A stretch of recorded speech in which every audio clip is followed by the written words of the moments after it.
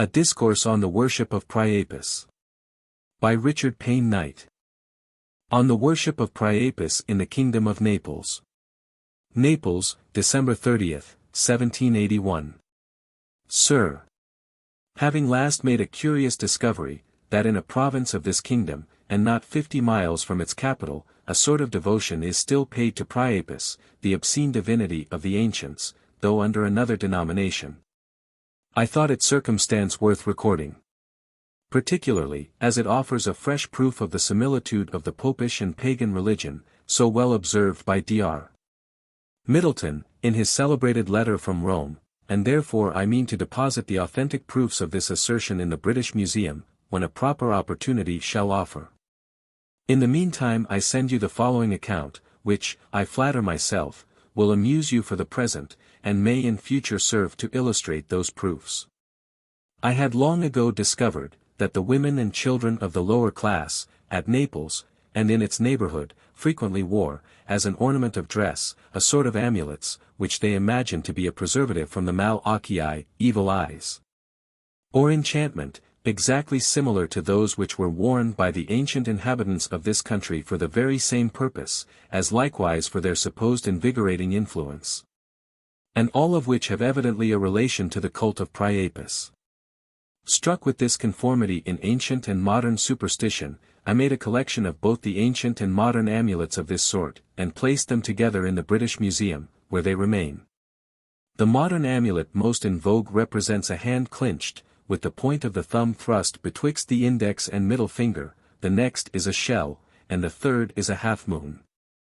These amulets, except the shell, which is usually worn in its natural state, are most commonly made of silver, but sometimes of ivory, coral, amber, crystal, or some curious gem, or pebble. We have a proof of the hand above described having a connection with Priapus, in a most elegant small idol of bronze of that divinity, now in the Royal Museum of Portici, and which was found in the ruins of Herculaneum. It has an enormous phallus. And, with an arch look and gesture, stretches out its right hand in the form above mentioned. And which probably was an emblem of consummation, and as a further proof of it, the amulet which occurs most frequently amongst those of the ancients, next to that which represents the simple Priapus, is such a hand united with the phallus. Of which you may see several specimens in my collection in the British Museum. One in particular, I recollect, has also the half-moon joined to the hand and phallus, which half-moon is supposed to have an allusion to the female menses. The shell, or concus veneris, is evidently an emblem of the female part of generation. It is very natural then to suppose, that the amulets representing the phallus alone, so visibly indecent, may have been long out of use in this civilized capital. But I have been assured, that it is but very lately that the priests have put an end to the wearing of such amulets in Calabria, and other distant provinces of this kingdom. Plate I. XVOT of wax, from Isernia. A new road having been made last year from this capital to the province of Abruzzo, passing through the city of Isernia, anciently belonging to the Samnites, and very populous. A person of liberal education, employed in that work, chanced to be at Isernia just at the time of the celebration of the feast of the modern Priapus, St. Cosmo, and having been struck with the singularity of the ceremony, so very similar to that which attended the ancient cult of the god of the gardens, and knowing my taste for antiquities, told me of it. From this gentleman's report, and from what I learnt on the spot from the governor of Isernia himself, having gone to that city on purpose in the month of February last, I have drawn up the following account, which I have reason to believe is strictly true. I did intend to have been present at the feast of St. Cosmo this year. But the indecency of this ceremony having probably transpired, from the countries having been more frequented since the new road was made, orders have been given, that the great toe of the saint should no longer be exposed. The following is the account of the fate of St. Cosmo and Damiano, as it actually was celebrated at Isernia, on the confines of Abruzzo, in the kingdom of Naples, so late as in the year of our Lord 1780. On the 27th of September, at Isernia, one of the most ancient cities of the kingdom of Naples, situated in the province called the Contado di Molise, and adjoining to Abruzzo, an annual fair is held, which lasts 3 days. The situation of this fair is on a rising ground, between two rivers, about half a mile from the town of Isernia, on the most elevated part of which there is an ancient church, with a vestibule. The architecture is of the style of the lower ages. And it is said to have been a church and convent belonging to the Benedictine monks in the time of their poverty. This church is dedicated to Saint Cosmas and Damianus.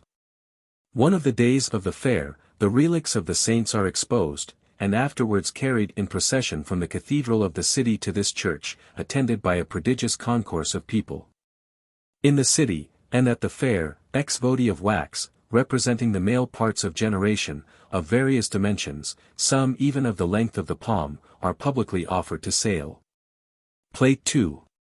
Ancient and modern amulets. There are also waxen vows, that represent other parts of the body mixed with them, but of these there are few in comparison of the number of the Priapi. The devout distributors of these vows carry a basket full of them in one hand, and hold a plate in the other to receive the money, crying aloud, Saint Cosmo and Damiano. If you ask the price of one, the answer is, più ci metti, più meriti, the more you give, the more's the merit.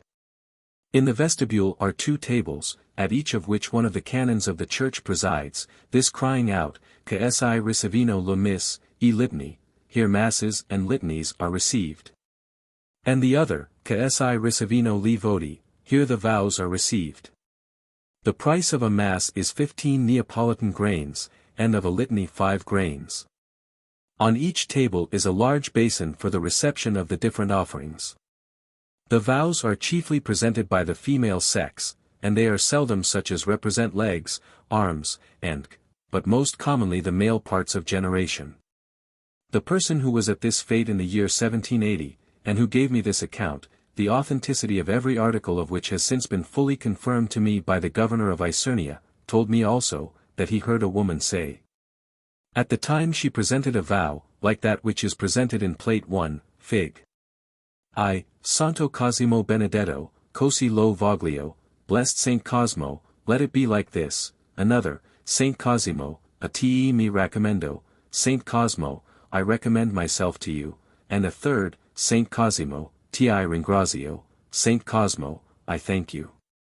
The vow is never presented without being accompanied by a piece of money, and is always kissed by the devotee at the moment of presentation.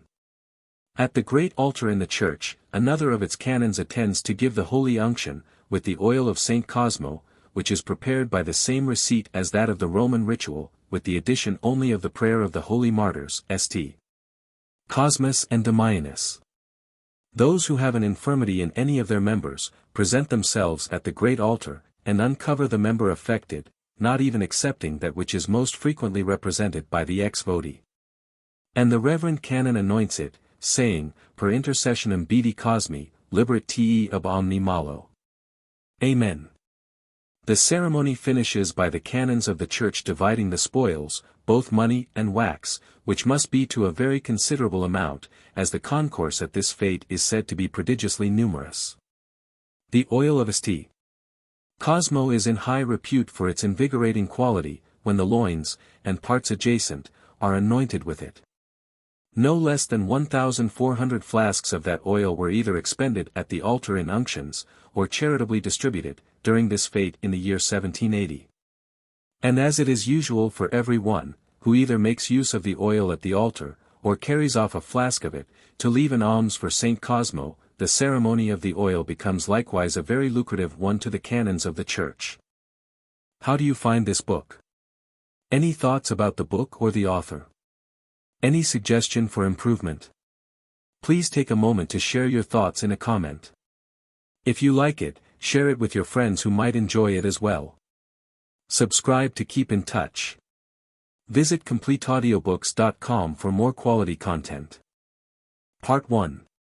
Men, considered collectively, are at all times the same animals, employing the same organs, and endowed with the same faculties. Their passions, prejudices, and conceptions, will of course be formed upon the same internal principles.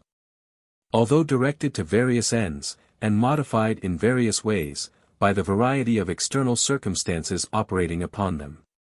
Education and science may correct, restrain, and extend, but neither can annihilate or create, they may turn and embellish the currents, but can neither stop nor enlarge the springs, which, continuing to flow with a perpetual and equal tide, return to their ancient channels, when the causes that perverted them are withdrawn. The first principles of the human mind will be more directly brought into action, in proportion to the earnestness and affection with which it contemplates its object. And passion and prejudice will acquire dominion over it, in proportion as its first principles are more directly brought into action. On all common subjects, this dominion of passion and prejudice is restrained by the evidence of sense and perception. But, when the mind is led to the contemplation of things beyond its comprehension, all such restraints vanish. Reason has then nothing to oppose to the phantoms of imagination, which acquire terrors from their obscurity, and dictate uncontrolled, because unknown. Such is the case in all religious subjects, which, being beyond the reach of sense or reason, are always embraced or rejected with violence and heat. Men think they know, because they are sure they feel, and are firmly convinced, because strongly agitated. Hence proceed that haste and violence with which devout persons of all religions condemn the rites and doctrines of others, and the furious zeal and bigotry with which they maintain their own. While perhaps, if both were equally well understood, both would be found to have the same meaning, and only to differ in the modes of conveying it. Of all the profane rites which belonged to the ancient polytheism, none were more furiously inveighed against by the zealous propagators of the Christian faith, than the obscene ceremonies performed in the worship of Priapus, which appeared not only contrary to the gravity and sanctity of religion, but subversive of the first principles of decency and good order in society. Even the form itself, under which the god was represented, appeared to them a mockery of all piety and devotion, and more fit to be placed in a brothel than a temple. But the forms and ceremonials of a religion are not always to be understood in their direct and obvious sense, but are to be considered as symbolical representations of some hidden meaning, which may be extremely wise and just, though the symbols themselves, to those who know not their true signification, may appear in the highest degree absurd and extravagant. It has often happened, that avarice and superstition have continued these symbolical representations for ages after their original meaning has been lost and forgotten, when they must of course appear nonsensical and ridiculous, if not impious and extravagant. Such is the case with the rite now under consideration, than which nothing can be more monstrous and indecent, if considered in its plain and obvious meaning, or as a part of the Christian worship, but which will be found to be a very natural symbol of a very natural and philosophical system of religion, if considered according to its original use and intention. What this was, I shall endeavor in the following sheets to explain as concisely and clearly as possible. Those who wish to know how generally the symbol, and the religion which it represented, once prevailed, will consult the great and elaborate work of Mr. Dan Carville, who, with infinite learning and ingenuity, has traced its progress over the whole earth. My endeavor will be merely to show, from what original principles in the human mind it was first adopted, and how it was connected with the ancient theology, matters of very curious inquiry, which will serve, better perhaps than any others, to illustrate that truth, which ought to be present in every man's mind when he judges of the actions of others, that in morals, as well as physics, there is no effect without an adequate cause. If in doing this, I frequently find it necessary to differ in opinion with the learned author above mentioned, it will be always with the utmost deference and respect, as it is to him that we are indebted for the only reasonable method of explaining the emblematical works of the ancient artists. Whatever the Greeks and Egyptians meant by the symbol in question, it was certainly nothing ludicrous or licentious, of which we need no other proof, than its having been carried in solemn procession at the celebration of those mysteries in which the first principles of their religion, the knowledge of the God of nature, the first, the supreme, the intellectual, were preserved free from the vulgar superstitions, and communicated, under the strictest oaths of secrecy, to the initiated, who were obliged to purify themselves, prior to their initiation, by abstaining from venery, and all impure food. We may therefore be assured, that no impure meaning could be conveyed by this symbol, but that it represented some fundamental principle of their faith. What this was, it is difficult to obtain any direct information, on account of the secrecy under which this part of their religion was guarded. Plutarch tells us, that the Egyptians represented Osiris with the organ of veneration erect, to show his generative and prolific power. He also tells us, that Osiris was the same deity as the Bacchus of the Greek mythology, who was also the same as the first begotten love, Pyro Omega Tau Omicron Gamma Omicron Nu Omicron, of Orpheus and Hesiod. This deity is celebrated by the ancient poets as the creator of all things, the father of gods and men. And it appears, by the passage above referred to, that the organ of veneration was the symbol of his great characteristic attribute. This is perfectly consistent with the general practice of the Greek artists, who, as will be made appear hereafter, uniformly represented the attributes of the deity by the corresponding properties observed in the objects of sight. They thus personified the epithets and titles applied to him in the hymns and litanies, and conveyed their ideas of him by forms, only intelligible to the initiated, instead of sounds, which were intelligible to all. The organ of generation represented the generative or creative attribute, and in the language of painting and sculpture, signified the same as the epithet pi alpha lambda lambda epsilon nu epsilon tau omega zeta, in the Orphic litanies. This interpretation will perhaps surprise those who have not been accustomed to divest their minds of the prejudices of education and fashion. But I doubt not, but it will appear just and reasonable to those who consider manners and customs as relative to the natural causes which produce them, rather than to the artificial opinions and prejudices of any particular age or country. There is naturally no impurity or licentiousness in the moderate and regular gratification of any natural appetite, the turpitude consisting wholly in the excess or perversion. Neither are organs of one species of enjoyment naturally to be considered as subjects of shame and concealment more than those of another. Every refinement of modern manners on this head being derived from acquired habit, not from nature, habit, indeed, long established, for it seems to have been as general in Homer's days as at present, but which certainly did not exist when the mystic symbols of the ancient worship were first adopted. As these symbols were intended to express abstract ideas by objects of sight, the contrivers of them naturally selected those objects whose characteristic properties seemed to have the greatest analogy with the divine attributes which they wished to represent. In an age, therefore, when no prejudices of artificial decency existed, what more just and natural image could they find, by which to express their idea of the beneficent power of the great Creator, than that organ which endowed them with the power of procreation, and made them partakers, not only of the felicity of the deity, but of his great characteristic attribute, that of multiplying his own image, communicating his blessings, and extending them to generations yet unborn. In the ancient theology of Greece, preserved in the Orphic fragments, this deity, the epsilon rho omega pi rho omega tau omicron gamma omicron nu omicron, or first begotten love, is said to have been produced, together with ether, by time, or eternity, kappa rho omicron nu omicron, and necessity, alpha nu alpha gamma chi eta, operating upon inert matter, chi alpha omicron. He is described as eternally begetting, alpha epsilon iota gamma nu eta tau eta, the father of night, called in later times, the lucid or splendid, phi alpha nu eta, because he first appeared in splendor. Of a double nature, delta iota phi upsilon eta, as possessing the general power of creation and generation, both active and passive, both male and female. Light is his necessary and primary attribute, co-eternal with himself, and with him brought forth from inert matter by necessity. Hence the purity and sanctity always attributed to light by the Greeks.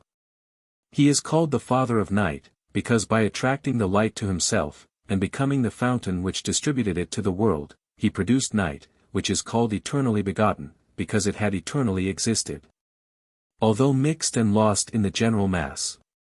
He is said to pervade the world with the motion of his wings, bringing pure light, and thence to be called the splendid, the ruling Priapus, and self-illumined, alpha nu tau alpha nu gamma eta. It is to be observed that the word pi rho iota eta pi omicron, afterwards the name of a subordinate deity, is here used as a title relating to one of his attributes, the reasons for which I shall endeavor to explain hereafter. Wings are figuratively attributed to him as being the emblems of swiftness and incubation, by the first of which he pervaded matter, and by the second fructified the egg of chaos. The egg was carried in procession at the celebration of the mysteries, because, as Plutarch, it was the material of generation, nu lambda eta tau eta gamma epsilon nu epsilon sigma epsilon omega, containing the seeds and germs of life and motion, without being actually possessed of either. For this reason, it was a very proper symbol of chaos, containing the seeds and materials of all things, which, however, were barren and useless, until the Creator fructified them by the incubation of his vital spirit, and released them from the restraints of inert matter, by the efforts of his divine strength. The incubation of the vital spirit is represented on the colonial medals of Tyre, by a serpent wreathed around an egg. For the serpent, having the power of casting his skin, and apparently renewing his youth, became the symbol of life and vigor, and as such is always made an attendant on the mythological deities presiding over health. It is also observed, that animals of the serpent kind retain life more pertinaciously than any others except the polypus, which is sometimes represented upon the Greek medals, probably in its stead. I have myself seen the heart of an adder continue its vital motions for many minutes after it has been taken from the body, and even renew them, after it has been cold, upon being moistened with warm water, and touched with a stimulus. The Creator, delivering the fructified seeds of things from the restraints of inert matter by his divine strength, is represented on innumerable Greek medals by the urns, or wild bull, in the act of butting against the egg of chaos, and breaking it with his horns. Plate 3. Antique gems and Greek medals. It is true, that the egg is not represented with the bull on any of those which I have seen, but Mr. Dan Carville has brought examples from other countries, where the same system prevailed, which, as well as the general analogy of the Greek theology, prove that the egg must have been understood, and that the attitude of the bull could have no other meaning. I shall also have occasion hereafter to show by other examples, that it was no uncommon practice, in these mystic monuments, to make a part of a group represent the whole. It was from this horn symbol of the power of the deity that horns were placed in the portraits of kings to show that their power was derived from heaven, and acknowledged no earthly superior. The moderns have indeed changed the meaning of this symbol, and given it a sense of which, perhaps, it would be difficult to find the origin. Though I have often wondered that it has never exercised the sagacity of those learned gentlemen who make British antiquities the subjects of their laborious inquiries. At present it certainly does not bear any character of dignity or power, nor does it ever imply that those to whom it is attributed have been particularly favored by the generative or creative powers. But this is a subject much too important to be discussed in a digression. I shall therefore leave it to those learned antiquarians who have done themselves so much honor, and the public so much service, by their successful inquiries into customs of the same kind. To their indefatigable industry and exquisite ingenuity I earnestly recommend it, only observing that this modern acceptation of the symbol is of considerable antiquity, for it is mentioned as proverbial in the Oneirocritics of Artemidorus. And that it is not now confined to Great Britain, but prevails in most parts of Christendom, as the ancient acceptation of it did formerly in most parts of the world, even among that people from whose religion Christianity is derived. For it is a common mode of expression in the Old Testament, to say that the horns of any one shall be exalted, in order to signify that he shall be raised into power or preeminence. And when Moses descended from the mount with the Spirit of God still upon him, his head appeared horned. To the head of the bull was sometimes joined the organ of generation, which represented not only the strength of the Creator, but the peculiar direction of it to the most beneficial purpose, the propagation of sensitive beings. Of this there is a small bronze in the museum of Mr. Townley, of which an engraving is given in Plate 3. Figure 2. Sometimes this generative attribute is represented by the symbol of the goat, supposed to be the most salacious of animals, and therefore adopted upon the same principles as the bull and the serpent. The choral odes, sung in honor of the generator Bacchus, were hence called Tauro Alpha Gamma Omega Delta Iota Alpha Iota, or Songs of the Goat, a title which is now applied to the dramatic dialogues anciently inserted in these odes, to break their uniformity. On a medal, struck in honor of Augustus, the goat terminates in the tail of a fish, to show the generative power incorporated with water. Under his feet is the globe of the earth, supposed to be fertilized by this union. And upon his back, the cornucopia, representing the result of this fertility. Plate 4. Metals possessed by Payne Knight. Mr. Dancarville attributes the origin of all these symbols to the ambiguity of words. The same term being employed in the primitive language to signify God and a bull, the universe and a goat, life and a serpent. But words are only the types and symbols of ideas, and therefore must be posterior to them, in the same manner as ideas are to their objects. The words of a primitive language, being imitative of the ideas from which they sprung, and of the objects they meant to express, as far as the imperfections of the organs of speech will admit. There must necessarily be the same kind of analogy between them as between the ideas and objects themselves. It is impossible, therefore, that in such a language any ambiguity of this sort could exist, as it does in secondary languages. The words of which, being collected from various sources, and blended together without having any natural connection, become arbitrary signs of convention, instead of imitative representations of ideas. In this case it often happens, that words, similar in form, but different in meaning, have been adopted from different sources, which, being blended together, lose their little difference of form, and retain their entire difference of meaning. Hence ambiguities arise, such as those above mentioned, which could not possibly exist in an original tongue. The Greek poets and artists frequently give the personification of a particular attribute for the deity himself. Hence he is called tau alpha neuro omicron zeta omicron alpha, tau alpha neuro omega pi omicron, tau alpha neuro omicron mu omicron rho phi omicron, and hence the initials and monograms of the Orphic epithets applied to the Creator, are found with the bull, and other symbols, on the Greek metals. It must not be imagined from hence, that the ancients supposed the deity to exist under the form of a bull, a goat, or a serpent. On the contrary, he is always described in the Orphic theology as a general pervading spirit, without form or distinct locality of any kind. And appears, by a curious fragment preserved by Proclus, to have been no other than attraction personified. The self-created mind, nu omicron alpha alpha upsilon tau omicron gamma epsilon nu epsilon theta lambda omicron, of the eternal Father is said to have spread the heavy bond of love through all things, pi alpha sigma iota nu epsilon omicron pi epsilon iota rho epsilon nu delta epsilon sigma mu omicron nu pi epsilon rho iota theta eta epsilon rho omega tau omicron, in order that they might endure forever. This eternal Father is kappa rho omicron nu omicron, time or eternity, personified, and so taken for the unknown being that fills eternity and infinity. The ancient theologists knew that we could form no positive idea of infinity, whether of power, space, or time. It being fleeting and fugitive, and eluding the understanding by a continued and boundless progression. The only notion we have of it is from the addition or division of finite things, which suggest the idea of infinite, only from a power we feel in ourselves of still multiplying and dividing without end. The schoolmen indeed were bolder, and, by a summary mode of reasoning, in which they were very expert, proved that they had as clear and adequate an idea of infinity, as of any finite substance whatever. Infinity, said they, is that which has no bounds. This negation, being a positive assertion, must be founded on a positive idea. We have therefore a positive idea of infinity.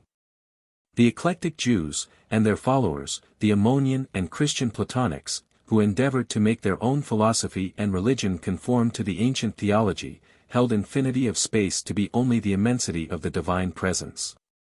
Theta epsilon omicron alpha nu tau sigma tau omicron pi omicron epsilon sigma tau iota was their dogma, which is now inserted into the confessional of the Greek Church.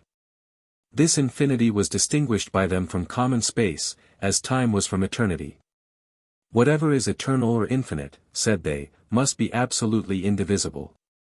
Because division is in itself inconsistent with infinite continuity and duration, therefore space and time are distinct from infinity and eternity, which are void of all parts and gradations whatever. Time is measured by years, days, hours, and distinguished by past, present, and future, but these, being divisions, are excluded from eternity, as locality is from infinity, and as both are from the being who fills both. Who can therefore feel no succession of events, nor know any gradation of distance, but must comprehend infinite duration as if it were one moment, and infinite extent as if it were but a single point. Hence the Ammonian Platonics speak of him as concentered in his own unity, and extended through all things, but participated of by none. Being of a nature more refined and elevated than intelligence itself, he could not be known by sense, perception, or reason. And being the cause of all, he must be anterior to all, even to eternity itself, if considered as eternity of time, and not as the intellectual unity, which is the deity himself, by whose emanations all things exist, and to whose proximity or distances they owe their degrees of excellence or baseness. Being itself, in its most abstract sense, is derived from him, for that which is the cause and beginning of all being, cannot be a part of that all which sprung from himself, therefore he is not being, nor is being his attribute. For that which has an attribute cannot have the abstract simplicity of pure unity. All being is in its nature finite, for, if it was otherwise, it must be without bounds every way. And therefore could have no gradation of proximity to the first cause, or consequent preeminence of one part over another, for, as all distinctions of time are excluded from infinite duration, and all divisions of locality from infinite extent, so are all degrees of priority from infinite progression. The mind is and acts in itself, but the abstract unity of the first cause is neither in itself, nor in another, not in itself, because that would imply modification, from which abstract simplicity is necessarily exempt. Nor in another, because then there would be an hypostatical duality, instead of absolute unity. In both cases there would be a locality of hypostasis, inconsistent with intellectual infinity. As all physical attributes were excluded from this metaphysical abstraction, which they called their first cause, he must of course be destitute of all moral ones, which are only generalized modes of action of the former. Even simple abstract truth was denied him, for truth, as Proclus says, is merely the relative to falsehood, and no relative can exist without a positive or correlative. The deity therefore who has no falsehood, can have no truth, in our sense of the word. As metaphysical theology is a study very generally, and very deservedly, neglected at present, I thought this little specimen of it might be entertaining, from its novelty, to most readers. Especially as it is intimately connected with the ancient system, which I have here undertaken to examine. Those, who wish to know more of it, may consult Proclus on the theology of Plato, where they will find the most exquisite ingenuity most wantonly wasted. No persons ever showed greater acuteness or strength of reasoning than the Platonics and Scholastics. But having quitted common sense, and attempted to mount into the intellectual world, they expended it all in abortive efforts which may amuse the imagination, but cannot satisfy the understanding. The ancient theologists showed more discretion. For, finding that they could conceive no idea of infinity, they were content to revere the infinite being in the most general and efficient exertion of his power, attraction, whose agency is perceptible through all matter, and to which all motion may, perhaps, be ultimately traced. This power, being personified, became the secondary deity, to whom all adoration and worship were directed, and who is therefore frequently considered as the sole and supreme cause of all things. His agency being supposed to extend through the whole material world, and to produce all the various revolutions by which its system is sustained, his attributes were of course extremely numerous and varied. These were expressed by various titles and epithets in the mystic hymns and litanies, which the artists endeavored to represent by various forms and characters of men and animals. The great characteristic attribute was represented by the organ of generation in that state of tension and rigidity which is necessary to the due performance of its functions. Many small images of this kind have been found among the ruins of Herculaneum and Pompeii, attached to the bracelets, which the chaste and pious matrons of antiquity wore round their necks and arms. In these, the organ of generation appears alone, or only accompanied with the wings of incubation, in order to show that the devout wearer devoted herself wholly and solely to procreation, the great end for which she was ordained. So expressive a symbol, being constantly in her view, must keep her attention fixed on its natural object, and continually remind her of the gratitude she owed the Creator, for having taken her into his service, made her a partaker of his most valuable blessings, and employed her as the passive instrument in the exertion of his most beneficial power. Plate V. Figures of Pan and Gems. The female organs of generation were revered as symbols of the generative powers of nature or matter, as the male were of the generative powers of God. They are usually represented emblematically, by the shell, or concha veneris, which was therefore worn by devout persons of antiquity, as it still continues to be by pilgrims, and many of the common women of Italy. The union of both was expressed by the hand mentioned in Sir William Hamilton's letter, which being a less explicit symbol, has escaped the attention of the reformers, and is still worn, as well as the shell, by the women of Italy, though without being understood. It represented the act of generation, which was considered as a solemn sacrament, in honor of the Creator, as will be more fully shown hereafter. The male organs of generation are sometimes found represented by signs of the same sort, which might properly be called the symbols of symbols. One of the most remarkable of these is a cross, in the form of the letter T, which thus served as the emblem of creation and generation, before the Church adopted it as the sign of salvation. A lucky coincidence of ideas, which, without doubt, facilitated the reception of it among the faithful. To the representative of the male organs was sometimes added a human head, which gives it the exact appearance of a crucifix, as it has on a medal of Cyzicus, published by M. Pellerin. On an ancient medal, found in Cyprus, which, from the style of workmanship, is certainly anterior to the Macedonian conquest, it appears with the chaplet or rosary, such as is now used in the Romish churches, the beads of which were used, anciently, to reckon time.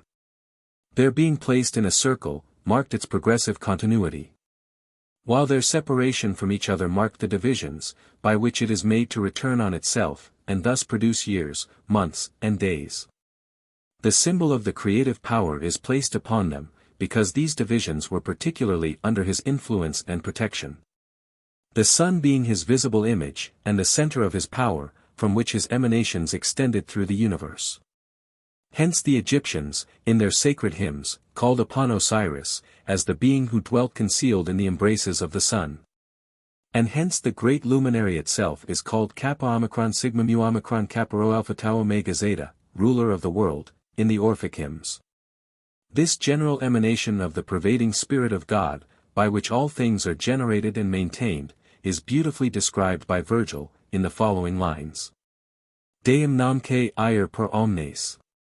Terrasque, tractusque maris. Coelunc profundum. Hinc picudes, armenta, viros, genus omni ferrerum. Quemque sibi tenuis nascentem arcesir vitas. Silicet huc redi deigned, ac resoluta referi. Omnia, nec morti esse locum, sed viva volari. Sideris in numerum, ac alto succedera scylla. The ethereal spirit is here described as expanding itself through the universe, and giving life and motion to the inhabitants of earth, water, and air, by a participation of its own essence, each particle of which returned to its native source at the dissolution of the body which it animated. Hence, not only men, but all animals, and even vegetables, were supposed to be impregnated with some particles of the divine nature infused into them, from which their various qualities and dispositions, as well as their powers of propagation, were supposed to be derived. These appeared to be so many emanations of the divine attributes, operating in different modes and degrees, according to the nature of the beings to which they belonged. Hence the characteristic properties of animals and plants were not only regarded as representations, but as actual emanations of the divine power, consubstantial with his own essence. For this reason, the symbols were treated with greater respect and veneration than if they had been merely signs and characters of convention.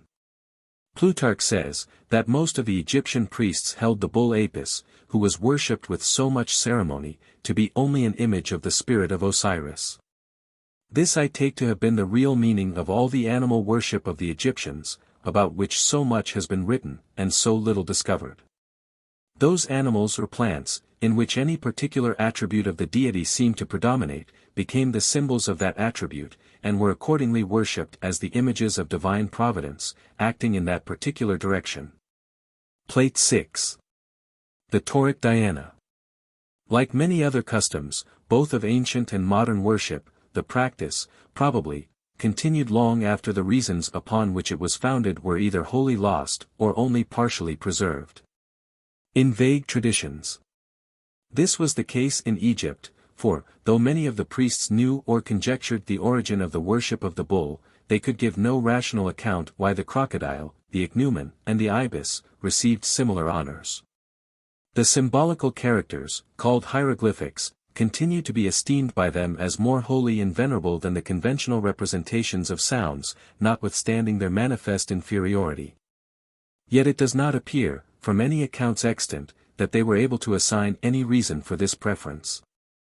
On the contrary, Strabo tells us that the Egyptians of his time were wholly ignorant of their ancient learning and religion, though impostors continually pretended to explain it. Their ignorance in these points is not to be wondered at, considering that the most ancient Egyptians, of whom we have any authentic accounts, lived after the subversion of their monarchy and destruction of their temples by the Persians, who used every endeavor to annihilate their religion. First, by command of Cambyses, and then of Achuz. What they were before this calamity, we have no direct information, for Herodotus is the earliest traveler, and he visited this country when in ruins. It is observable in all modern religions, that men are superstitious in proportion as they are ignorant. And that those who know least of the principles of religion are the most earnest and fervent in the practice of its exterior rites and ceremonies. We may suppose from analogy, that this was the case with the Egyptians. The learned and rational merely respected and revered the sacred animals, whilst the vulgar worshipped and adored them. The greatest part of the former being, as is natural to suppose, destroyed by the persecution of the Persians, this worship and adoration became general. Different cities adopting different animals as their tutelar deities, in the same manner as the Catholics now put themselves under the protection of different saints and martyrs. Like them, too, in the fervency of their devotion for the imaginary agent, they forgot the original cause. The custom of keeping sacred animals as images of the divine attributes, seems once to have prevailed in Greece as well as Egypt. For the god of health was represented by a living serpent at Epidaurus, even in the last stage of their religion. In general, however, they preferred wrought images, not from their superiority in art, which they did not acquire until after the time of Homer, when their theology was entirely corrupted, but because they had thus the means of expressing their ideas more fully, by combining several forms together, and showing, not only the divine attribute, but the mode and purpose of its operation. For instance, the celebrated bronze in the Vatican has the male organs of generation placed upon the head of a cock, the emblem of the sun, supported by the neck and shoulders of a man. In this composition they represented the generative power of the Epsilon Rho Omega, the Osiris, Mithras, or Bacchus, whose center is the sun, incarnate with man. By the inscription on the pedestal, the attribute this personified, is styled the Savior of the world, Sigma Omega Tau Eta Zeta Kappa Omicron Sigma Mu Psi, a title always venerable, under whatever image it be represented. The Egyptians showed this incarnation of the deity by a less permanent, though equally expressive symbol. At Mendes a living goat was kept as the image of the generative power, to whom the women presented themselves naked, and had the honor of being publicly enjoyed by him. Herodotus saw the act openly performed, E.C. Epidixon Anropon, and calls it a prodigy. But the Egyptians had no such horror of it.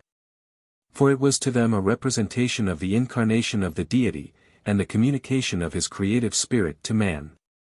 It was one of the sacraments of that ancient church, and was, without doubt, beheld with that pious awe and reverence with which devout persons always contemplate the mysteries of their faith, whatever they happen to be.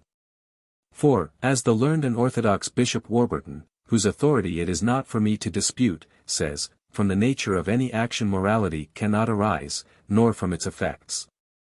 Therefore, for aught we can tell, this ceremony, however shocking it may appear to modern manners and opinions, might have been intrinsically meritorious at the time of its celebration, and afforded a truly edifying spectacle to the saints of ancient Egypt.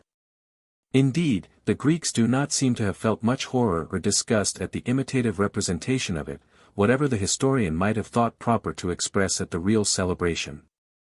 Several specimens of their sculpture in this way have escaped the fury of the reformers, and remained for the instruction of later times. One of these, found among the ruins of Herculaneum, and kept concealed in the Royal Museum of Portici, is well known.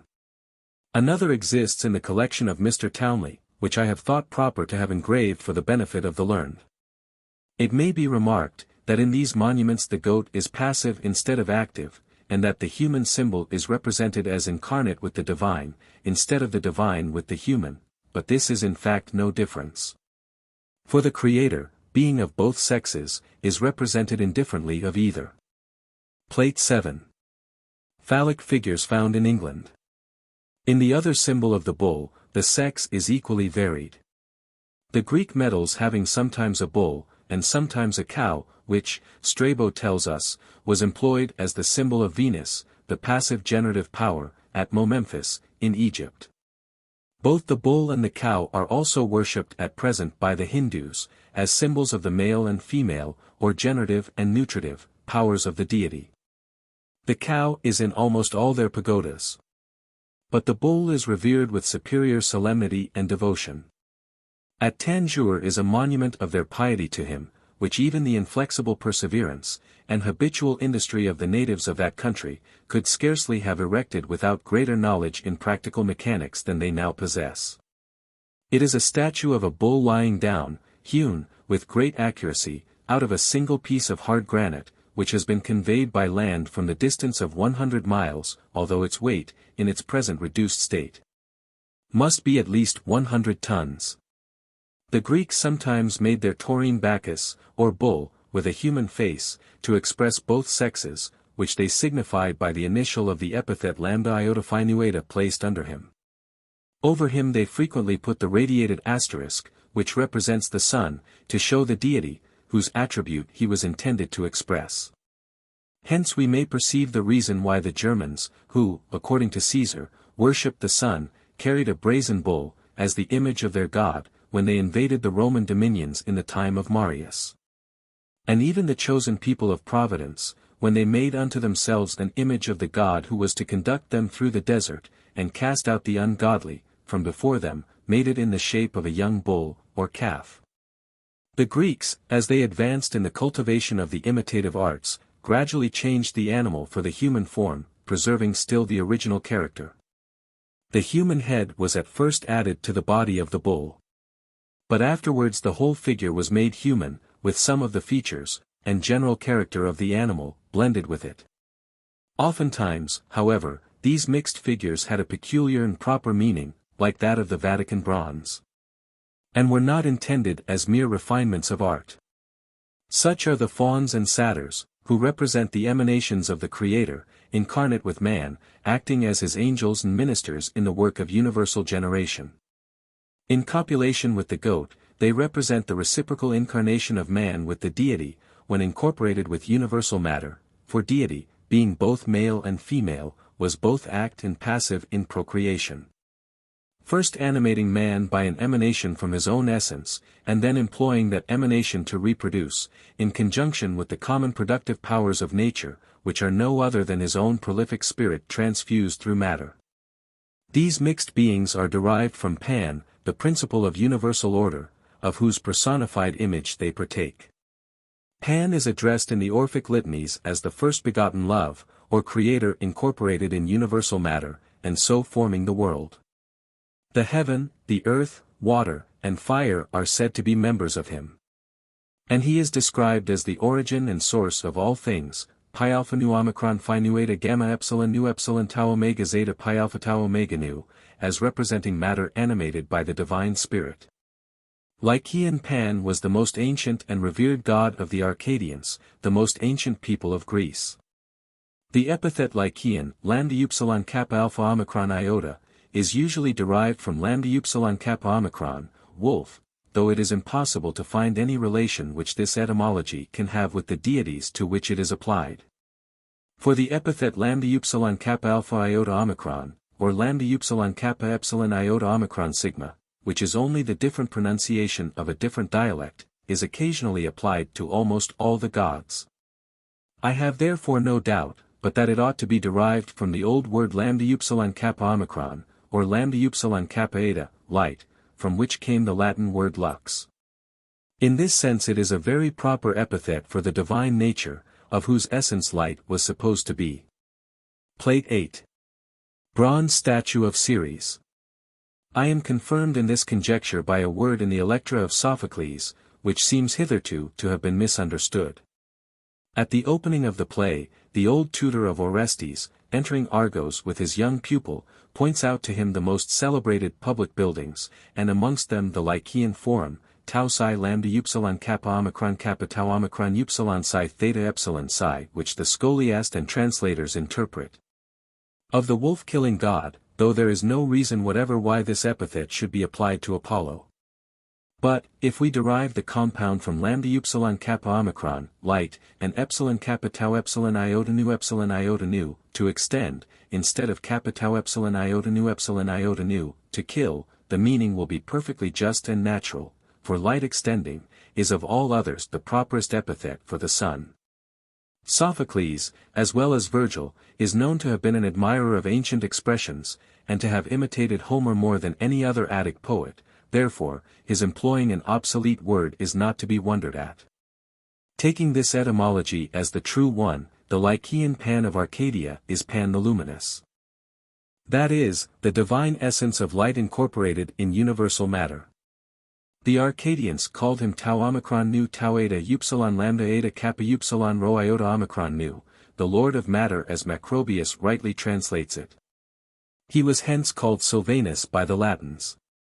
Silvus being, in the ancient Pelasgian and Aeolian Greek, from which the Latin is derived, the same as lambda eta, for it is well known to all who have compared the two languages attentively, that the sigma and vav are letters.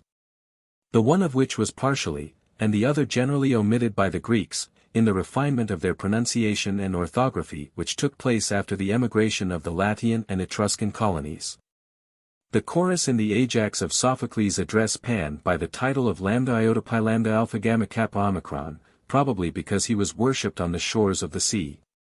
Water being reckoned the best and most prolific of the subordinate elements upon which the Spirit of God, according to Moses, or the plastic nature, according to the Platonics, operating, produced life and motion on earth. Hence the ocean is said by Homer to be the source of all things, and hence the use of water in baptism, which was to regenerate, and, in a manner, new create the person baptized. For the soul, supposed by many of the primitive Christians to be naturally mortal, was then supposed to become immortal. Upon the same principle, the figure of Pan, is represented pouring water upon the organ of generation. That is, invigorating the active creative power by the prolific element upon which it acted, for water was considered as the essence of the passive principle, as fire was of the active, the one being of terrestrial, and the other of ethereal origin. Hence, St. John the Baptist, who might have acquired some knowledge of the ancient theology, through its revivers, the eclectic Jews, says, I, indeed, baptize you in water to repentance. But he that cometh after me, who is more powerful than I am, shall baptize you in Holy Spirit, and in fire. That is, I only purify and refresh the soul, by a communion with the terrestrial principle of life. But he that cometh after me, will regenerate and restore it, by a communion with the ethereal principle. Pan is again addressed in Salaminian chorus of the same tragedy of Sophocles, by the titles of author and director of the dances of the gods, theta epsilon omega nu chi omicron rho omicron pi omicron alpha nu alpha xi, as being the author and disposer of the regular motions of the universe. Of which these divine dances were symbols, which are said in the same passage to be, alpha upsilon tau omicron delta alpha eta, self-taught to him. Both the Gnossian and Nisian dances are here included, the former sacred to Jupiter, and the latter to Bacchus, for Pan, being the principle of universal order, partook of the nature of all the other gods. They were personifications of particular modes of acting of the great all-ruling principle, and he, of his general law and pre-established harmony by which he governs the universe. Hence he is often represented playing on a pipe. Music being the natural emblem of this physical harmony. According to Plutarch, the Jupiter Ammon of the Africans was the same as the Pan of the Greeks. This explains the reason why the Macedonian kings assumed the horns of that god. For, though Alexander pretended to be his son, his successors never pretended to any such honor, and yet they equally assumed the symbols, as appears from their medals. The case is, that Pan, or Ammon, being the universe, and Jupiter a title of the supreme god, as will be shown hereafter, the horns, the emblems of his power, seemed the properest symbols of that supreme and universal dominion to which they all, as well as Alexander, had the ambition to aspire. The figure of Ammon was compounded of the forms of the ram, as that of Pan was of the goat. The reason of which is difficult to ascertain, unless we suppose that goats were unknown in the country where his worship arose, and that the ram expressed the same attribute. In a gem in the museum of Charles Townley, Esq. The head of the Greek Pan is joined to that of a ram, on the body of a cock, over whose head is the asterisk of the sun, and below it the head of an aquatic fowl, attached to the same body. The cock is the symbol of the sun, probably from proclaiming his approach in the morning, and the aquatic fowl is the emblem of water. So that this composition, apparently so whimsical, represents the universe between the two great prolific elements, the one the active, and the other the passive cause of all things. Part 2. The Creator being both male and female, the emanations of his creative spirit, operating upon universal matter, produced subordinate ministers of both sexes, and gave, as companions to the fauns and satyrs, the nymphs of the waters. The mountains and the woods, signifying the passive productive powers of each, subdivided and diffused. Of the same class are the gamma epsilon nu epsilon tau upsilon lambda lambda iota delta epsilon, mentioned by Pausanias as companions to Venus, who, as well as Ceres, Juno, Diana, Isis, and, was only a personification of nature, or the passive principle of generation, operating in various modes. Apuleius invokes Isis by the names of the Eleusinian Ceres, celestial Venus, and Proserpine. And, when the goddess answers him, she describes herself as follows: I am, says she, nature, the parent of things, the sovereign of the elements, the primary progeny of time, the most exalted of the deities. The first of the heavenly gods and goddesses, the queen of the shades, the uniform countenance.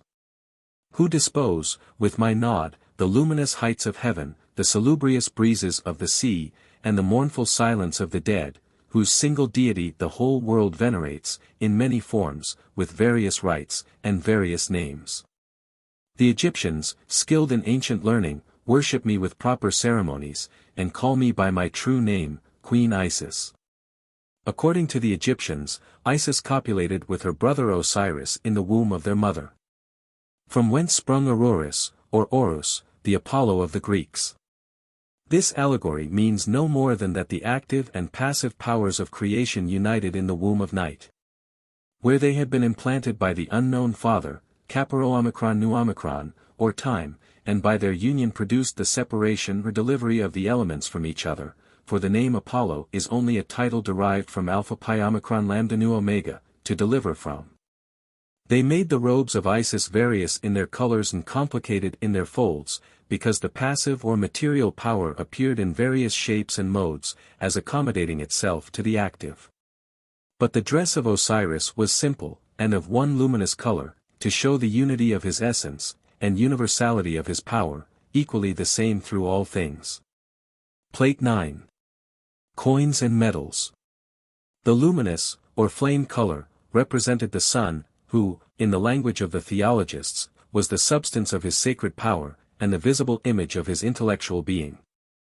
He is called, in the Orphic litanies, the chain which connects all things together, Omicron delta alpha nu epsilon delta rho alpha mu epsilon delta epsilon sigma mu Omicron alpha pi alpha nu tau omega nu, as being the principle of attraction. And the deliverer, lambda upsilon sigma iota Omicron, as giving liberty to the innate powers of nature, and thus fertilizing matter. These epithets not only express the theological, but also the physical system of the Orphic school, according to which the sun, being placed in the center of the universe, with the planets moving round, was, by his attractive force, the cause of all union and harmony in the whole.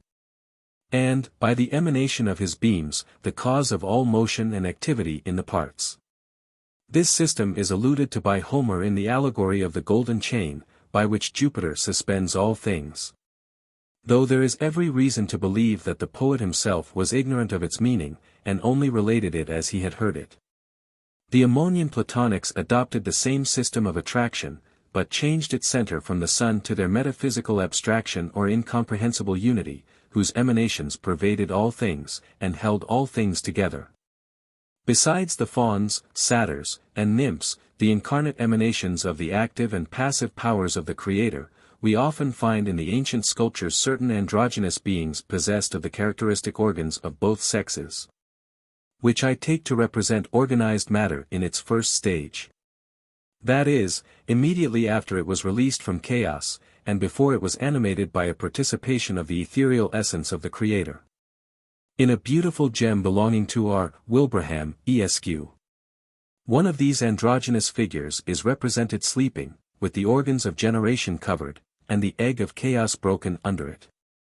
On the other side is Bacchus, the Creator, bearing a torch, the emblem of ethereal fire, and extending it towards the sleeping figure. Whilst one of his agents seems only to wait his permission to begin the execution of that office, which, according to every outward and visible sign, he appears able to discharge with energy and effect.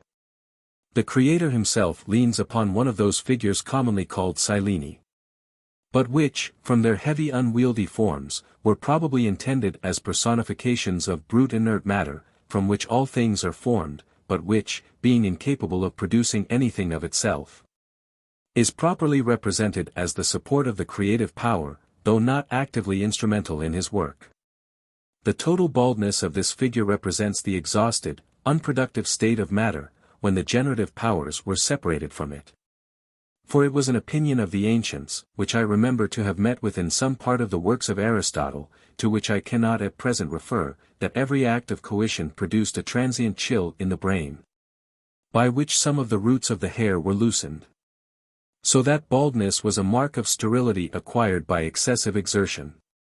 The figures of Pan have nearly the same forms with that which I have here supposed to represent inert matter, only that they are compounded with those of the goat, the symbol of the creative power, by which matter was fructified and regulated. To this is sometimes added the organ of generation, of an enormous magnitude, to signify the application of this power to its noblest end, the procreation of sensitive and rational beings. This composition forms the common Priapus of the Roman poets, who was worshipped among the other personages of the heathen mythology, but understood by few of his ancient votaries any better than by the good women of Isernia. His characteristic organ is sometimes represented by the artists in that state of tension and rigidity, which it assumes when about to discharge its functions, and at other times in that state of tumid languor, which immediately succeeds the performance.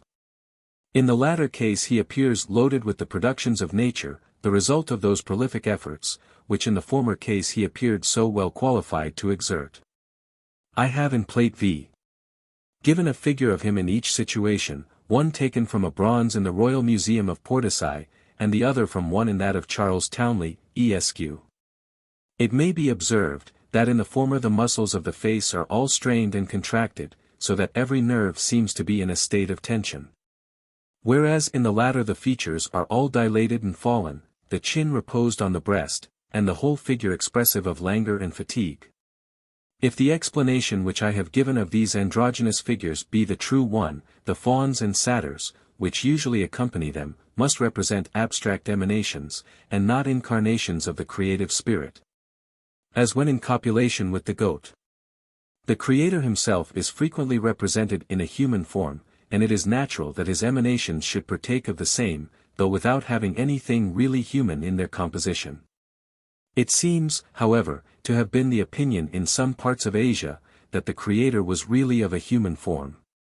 The Jewish legislator says expressly, that God made man in his own image, and, prior to the creation of woman, created him male and female, as he himself consequently was. Hence an ingenious author has supposed that these androgynous figures represented the first individuals of the human race, who, possessing the organs of both sexes, produced children of each. This seems to be the sense in which they were represented by some of the ancient artists, but I have never met with any trace of it in any Greek author, except Philo the Jew.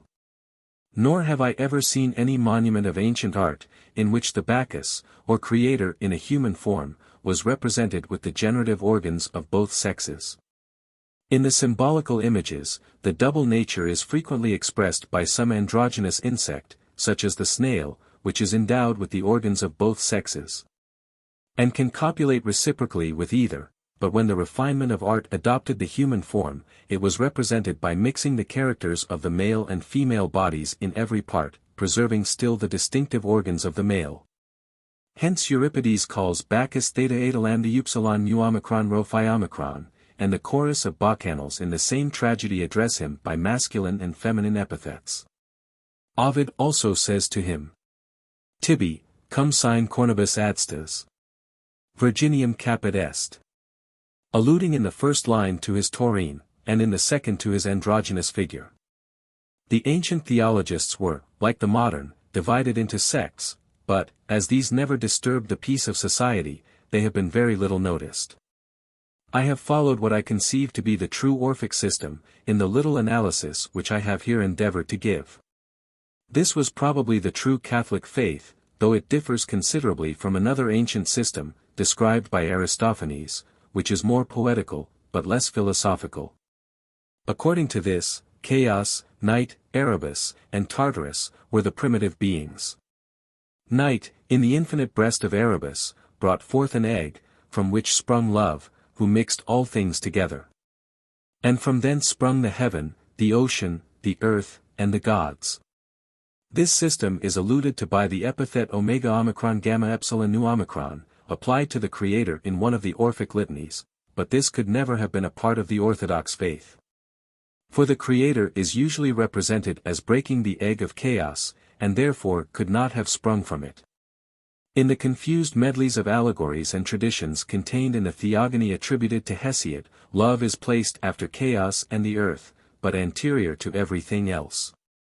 These differences are not to be wondered at. For Aristophanes, supposing that he understood the true system, could not with safety have revealed it, or even mentioned it any otherwise than under the usual garb of fiction and allegory.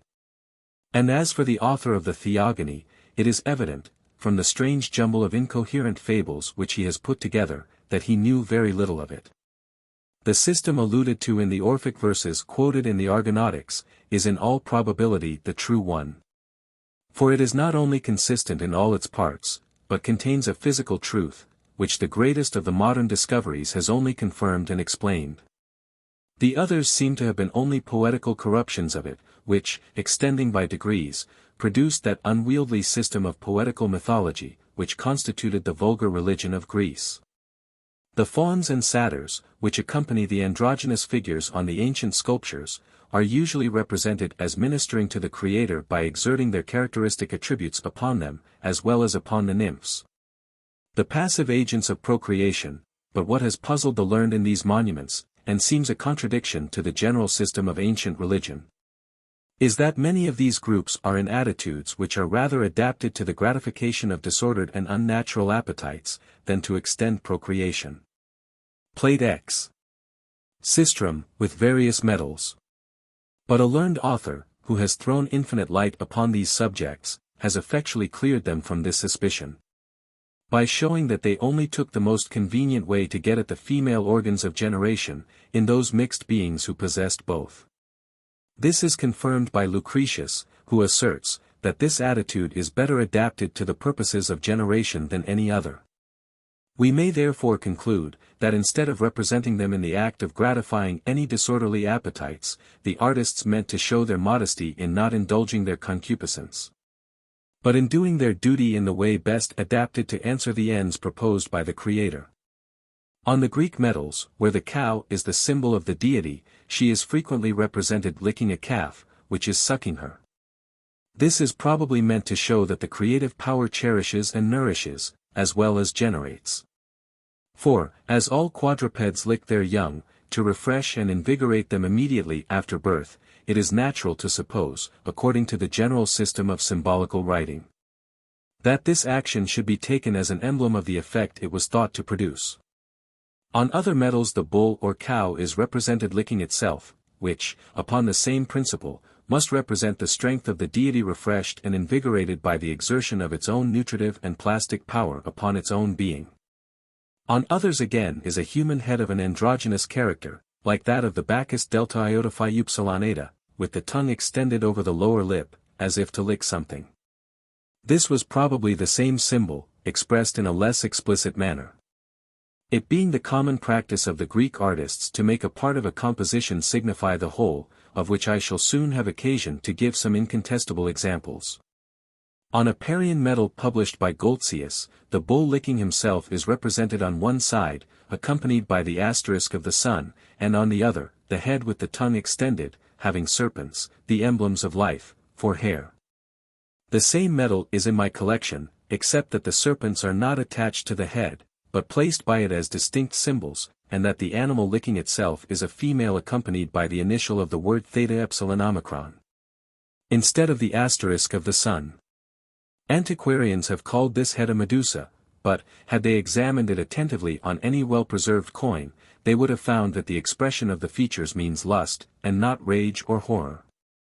The case is, that antiquarians have been continually led into error, by seeking for explanations of the devices on the Greek medals in the wild and capricious stories of Ovid's Metamorphoses. Instead of examining the first principles of ancient religion contained in the Orphic fragments, the writings of Plutarch, Macrobius, and Apuleius, and the choral odes of the Greek tragedies. These principles were the subjects of the ancient mysteries, and it is to these that the symbols on the medals always relate. For they were the public acts of the states, and therefore contain the sense of nations, and not the caprices of individuals. As M.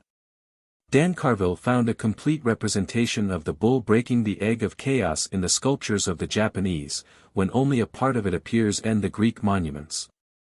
So we may find in a curious oriental fragment, lately brought from the sacred caverns of Elephanta, near Bombay, a complete representation of the symbols so enigmatically expressed by the head above mentioned.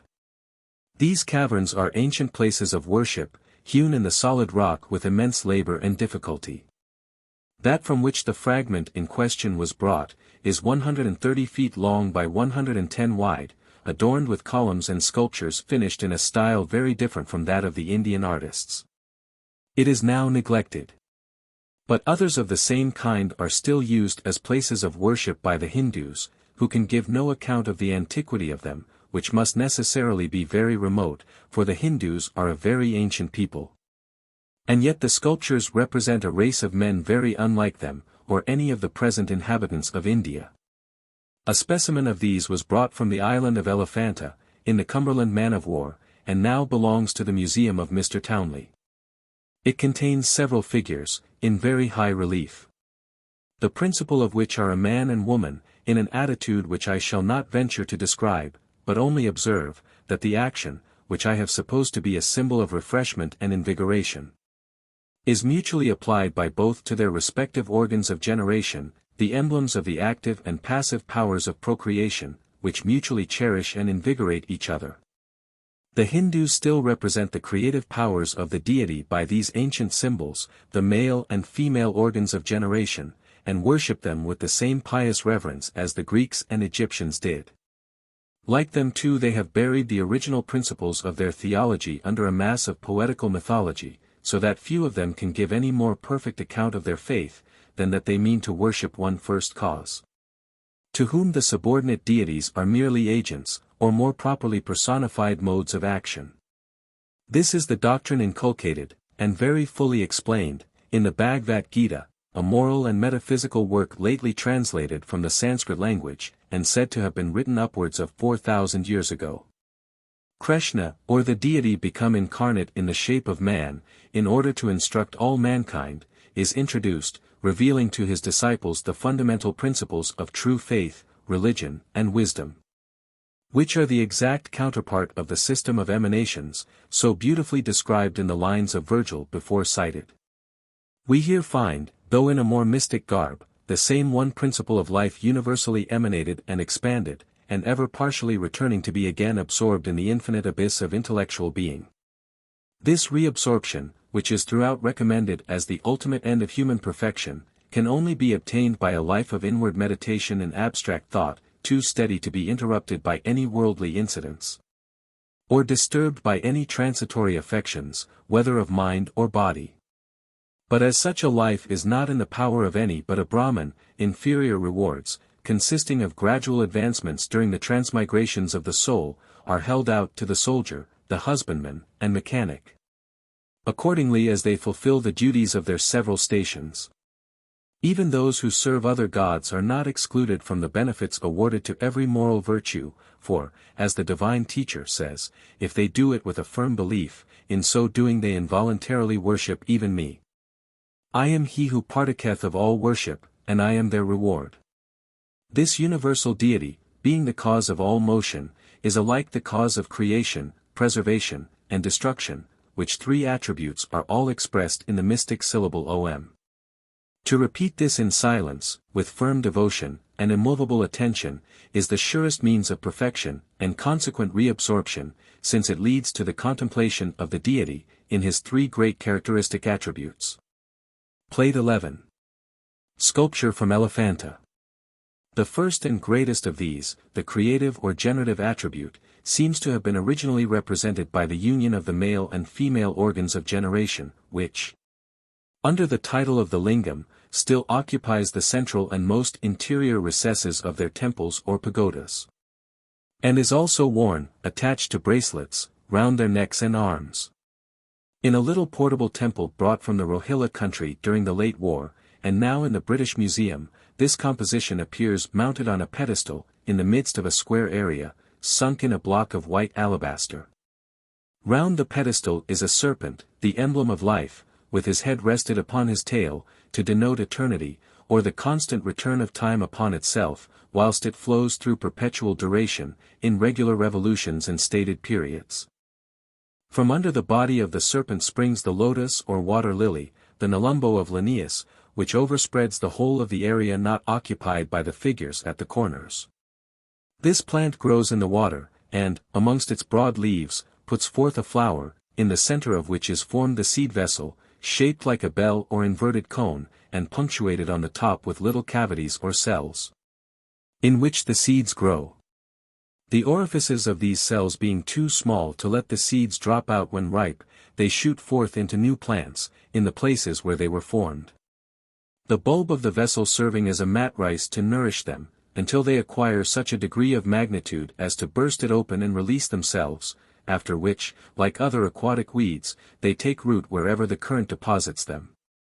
This plant therefore, being thus productive of itself and vegetating from its own mat rice, without being fostered in the earth, was naturally adopted as the symbol of the productive power of the waters, upon which the active spirit of the Creator operated in giving life and vegetation to matter. We accordingly find it employed in every part of the northern hemisphere, where the symbolical religion, improperly called idolatry, does or ever did prevail.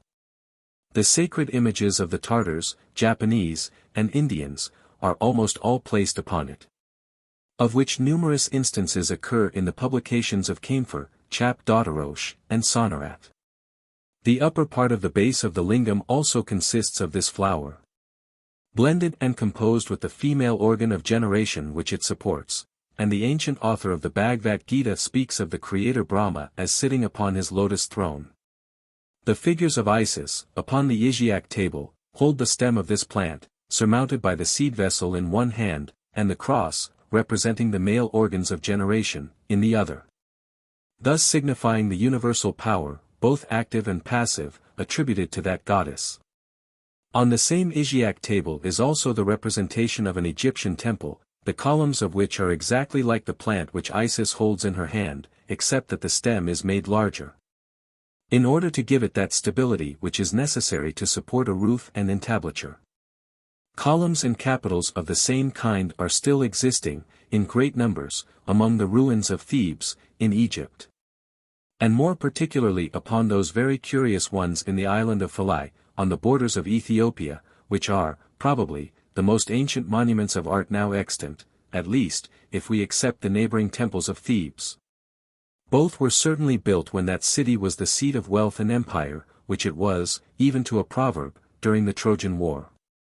How long it had then been so, we can form no conjecture, but that it soon after declined, there can be little doubt. For, when the Greeks, in the reign of Psammetichus, generally computed to have been about 530 years after the siege of Troy, first became personally acquainted with the interior parts of that country, Memphis had been for many ages its capital. And Thebes was in a manner deserted. Homer makes Achilles speak of its immense wealth and grandeur, as a matter generally known and acknowledged, so that it must have been of long-established fame, even in that remote age. We may therefore fairly conclude, that the greatest part of the superb edifices now remaining, were executed, or at least begun, before that time.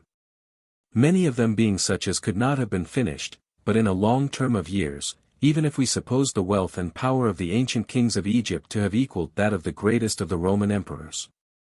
The finishing of Trajan's column in 3 years, has been justly thought a very extraordinary effort. For there must have been, at least, 300 good sculptors employed upon it, and yet, in the neighborhood of Thebes, we find whole temples of enormous magnitude, covered with figures carved in the hard and brittle granite of the Libyan mountains, instead of the soft marbles of Paros and Carrara. Travelers, who have visited that country have given us imperfect accounts of the manner in which they are finished. But, if one may judge by those upon the obelisk of Rameses, now lying in fragments at Rome, they are infinitely more labored than those of Trajan's column. An eminent sculptor, with whom I examined that obelisk, was decidedly of opinion, that they must have been finished in the manner of gems, with a graving tool. It appearing impossible for a chisel to cut red granite with so much neatness and precision. The age of Rameses is uncertain. But the generality of modern chronologers suppose that he was the same person Sesostris, and reigned at Thebes about 1,500 years before the Christian era, and about 300 before the siege of Troy. Their dates are however merely conjectural, when applied to events of this remote antiquity. The Egyptian priests of the Augustan age had a tradition, which they pretended to confirm by records written in hieroglyphics, that their country had once possessed the dominion of all Asia and Ethiopia, which their king Ramses, or Rameses, had conquered.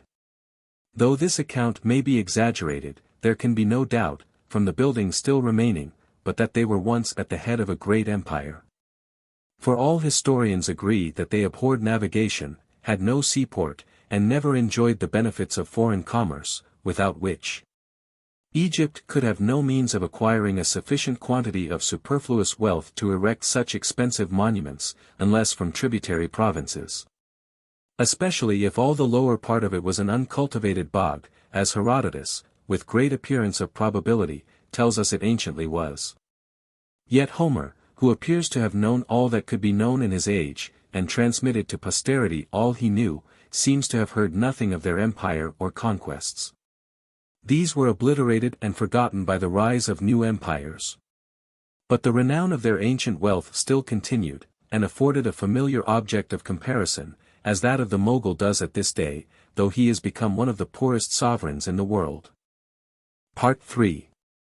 But far as these Egyptian remains lead us into unknown ages, the symbols they contain appear not to have been invented in that country, but to have been copied from those of some other people, still anterior, who dwelt on the other side of the Erythraean Ocean. One of the most obvious of them is the hooded snake, which is a reptile peculiar to the southeastern parts of Asia, but which I found represented, with great accuracy, upon the obelisk of Rameses, and have also observed frequently repeated on the Isiac table, and other symbolical works of the Egyptians. It is also distinguishable among the sculptures in the sacred caverns of the island of Elephanta, and appears frequently added, as a characteristic symbol, to many of the idols of the modern Hindus, whose absurd tales concerning its meaning are related at length by M. Sonorat, but they are not worth repeating. Probably we should be able to trace the connection through many more instances, could we obtain accurate drawings of the ruins of Upper Egypt. By comparing the columns which the Egyptians formed in imitation of the Nelumbo plant, with each other, and observing their different modes of decorating them, we may discover the origin of that order of architecture which the Greeks called Corinthian, from the place of its supposed invention. We first find the plain bell, or seed vessel, used as a capital, without any further alteration than being a little expanded at bottom, to give it stability.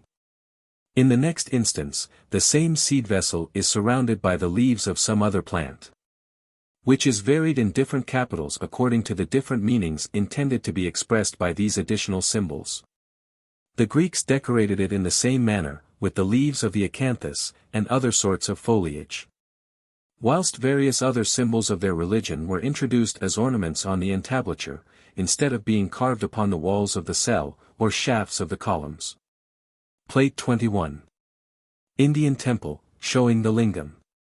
One of these, which occurs most frequently, is that which the architects call the honeysuckle, but which, as Sir Joseph Banks, to whom I am indebted for all that I have said concerning the lotus, clearly showed me, must be meant for the young shoots of this plant, viewed horizontally, just when they have burst the seed vessel, and are upon the point of falling out of it. The ornament is variously composed on different buildings, it being the practice of the Greeks to make vegetable, as well as animal monsters, by combining different symbolical plants together, and blending them into one. Whence they are often extremely difficult to be discovered. But the specimen I have given, is so strongly characterized, that it cannot easily be mistaken. It appears on many Greek medals with the animal symbols and personified attributes of the deity, which first led me to imagine that it was not a mere ornament, but had some mystic meaning, as almost every decoration employed upon their sacred edifices indisputably had. The square area, over which the lotus is spread, in the Indian monument before mentioned, was occasionally floated with water, which, by means of a forcing machine, was first thrown in a spout upon the lingam. The pouring of water upon the sacred symbols, is a mode of worship very much practiced by the Hindus, particularly in their devotions to the bull and the lingam. Its meaning has been already explained, in the instance of the Greek figure of Pan, represented in the act of paying the same kind of worship to the symbol of his own procreative power. The areas of the Greek temples were, in like manner, in some instances, floated with water, of which I shall soon give an example. We also find, not unfrequently, little portable temples, nearly of the same form, and of Greek workmanship, the areas of which were equally floated by means of a fountain in the middle, and which, by the figures in relief that adorn the sides, appear evidently to have been dedicated to the same worship of Priapus, or the lingam. The square area is likewise impressed upon many ancient Greek medals, sometimes divided into 4, and sometimes into a greater number of compartments. Antiquarians have supposed this to be merely the impression of something put under the coin, to make it receive the stroke of the die more steadily. But, besides that it is very ill adapted to this purpose, we find many coins which appear, evidently, to have received the stroke of the hammer, for striking with a balance is of late date, on the side marked with this square. But what puts the question out of all doubt, is, that impressions of exactly the same kind are found upon the little talismans, or mystic pastes, taken out of the Egyptian mummies, which have no impression whatever on the reverse. On a little brass medal of Syracuse, we also find the asterisk of the sun placed in the center of the square, in the same manner as the lingam is on the Indian monument. Why this quadrangular form was adopted, in preference to any other, we have no means of discovering, from any known Greek or Egyptian sculptures. But from this little Indian temple, we find that the 4 corners were adapted to 4 of the subordinate deities, or personified modes of action of the great universal generator, represented by the symbol in the middle, to which the others are represented as paying their adorations, with gestures of humility and respect. What is the precise meaning of these 4 symbolical figures, it is scarcely possible for us to discover, from the small fragments of the mystic learning of the ancients which are now extant. That they were however intended as personified attributes, we can have no doubt. For we are taught by the venerable authority of the Bhagavad Gita, that all the subordinate deities were such, or else canonized men, which these figures evidently are not. Plate 13. Celtic Temple and Greek Medals. As for the mythological tales now current in India, they throw the same degree of light upon the subject, as Ovid's Metamorphoses do on the ancient theology of Greece. That is, just enough to bewilder and perplex those who give up their attention to it. The ancient author before cited is deserving of more credit, but he has said very little upon the symbolical worship. His work, nevertheless, clearly proves that its principles were precisely the same as those of the Greeks and Egyptians, among whose remains of art or literature, we may, perhaps, find some probable analogies to aid conjecture. The elephant is, however, a new symbol in the West, the Greeks never having seen one of those animals before the expedition of Alexander, although the use of ivory was familiar among them even in the days of Homer. Upon this Indian monument the head of the elephant is placed upon the body of a man with 4 hands, 2 of which are held up as prepared to strike with the instruments they hold, and the other 2 pointed down as in adoration of the lingam. This figure is called Ganes and Polir by the modern Hindus. But neither of these names is to be found in the Gita, where the deity only says, that the learned behold him alike in the reverend Brahman perfected in knowledge, in the ox, and in the elephant. What peculiar attributes the elephant was meant to express, the ancient writer has not told us. But, as the characteristic properties of this animal are strength and sagacity, we may conclude that his image was intended to represent ideas somewhat similar to those which the Greeks represented by that of Minerva, who was worshipped as the goddess of force and wisdom, of war and counsel.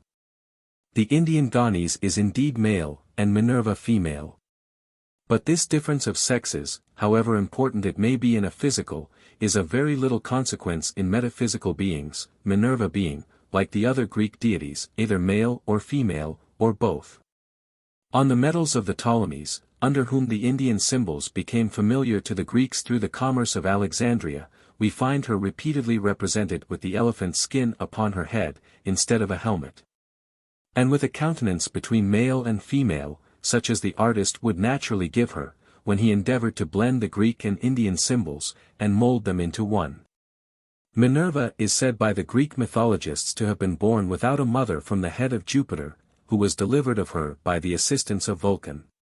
This, in plain language, means no more than that she was a pure emanation of the divine mind, operating by means of the universal agent fire, and not, like others of the allegorical personages, sprung from any of the particular operations of the deity upon external matter. Hence she is said to be next in dignity to her father, and to be endowed with all his attributes. For, as wisdom is the most exalted quality of the mind, and the divine mind the perfection of wisdom, all its attributes are the attributes of wisdom, under whose direction its power is always exerted. Strength and wisdom therefore, when considered as attributes of the deity, are in fact one and the same. The Greek Minerva is usually represented with the spear uplifted in her hand, in the same manner as the Indian Ganes holds the battle-axe. Both are given to denote the destroying power equally belonging to divine wisdom, as the creative or preserving. The statue of Jupiter at Labranda in Corea held in his hand the battle-axe, instead of thunder. And on the medals of Tenedos and Thyatira, we find it represented alone as the symbol of the deity, in the same manner as the thunder is upon a great variety of other metals. I am the thunderbolt, says the deity in the Bhagavad Gita. And when we find this supposed engine of divine vengeance upon the metals, we must not imagine that it is meant for the weapon of the supreme God, but for the symbol of his destroying attribute. What instrument the Ganes holds in his other hand, is not easily ascertained, it being a little injured by the carriage. In one of those pointed downwards he holds the lotus flower, to denote that he has the direction of the passive powers of production. And in the other, a golden ring or disc, which, I shall soon show, was the symbol by which many nations of the East represented the sun. His head is drawn into a conical, or pyramidal form, and surrounded by an ornament which evidently represents flames, the Indians, as well as the Greeks, looking upon fire as the essence of all active power.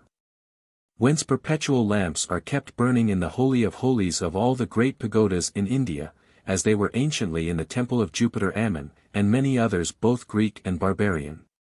And the incarnate God in the Bhagavad Gita says, I am the fire residing in the bodies of all things which have life.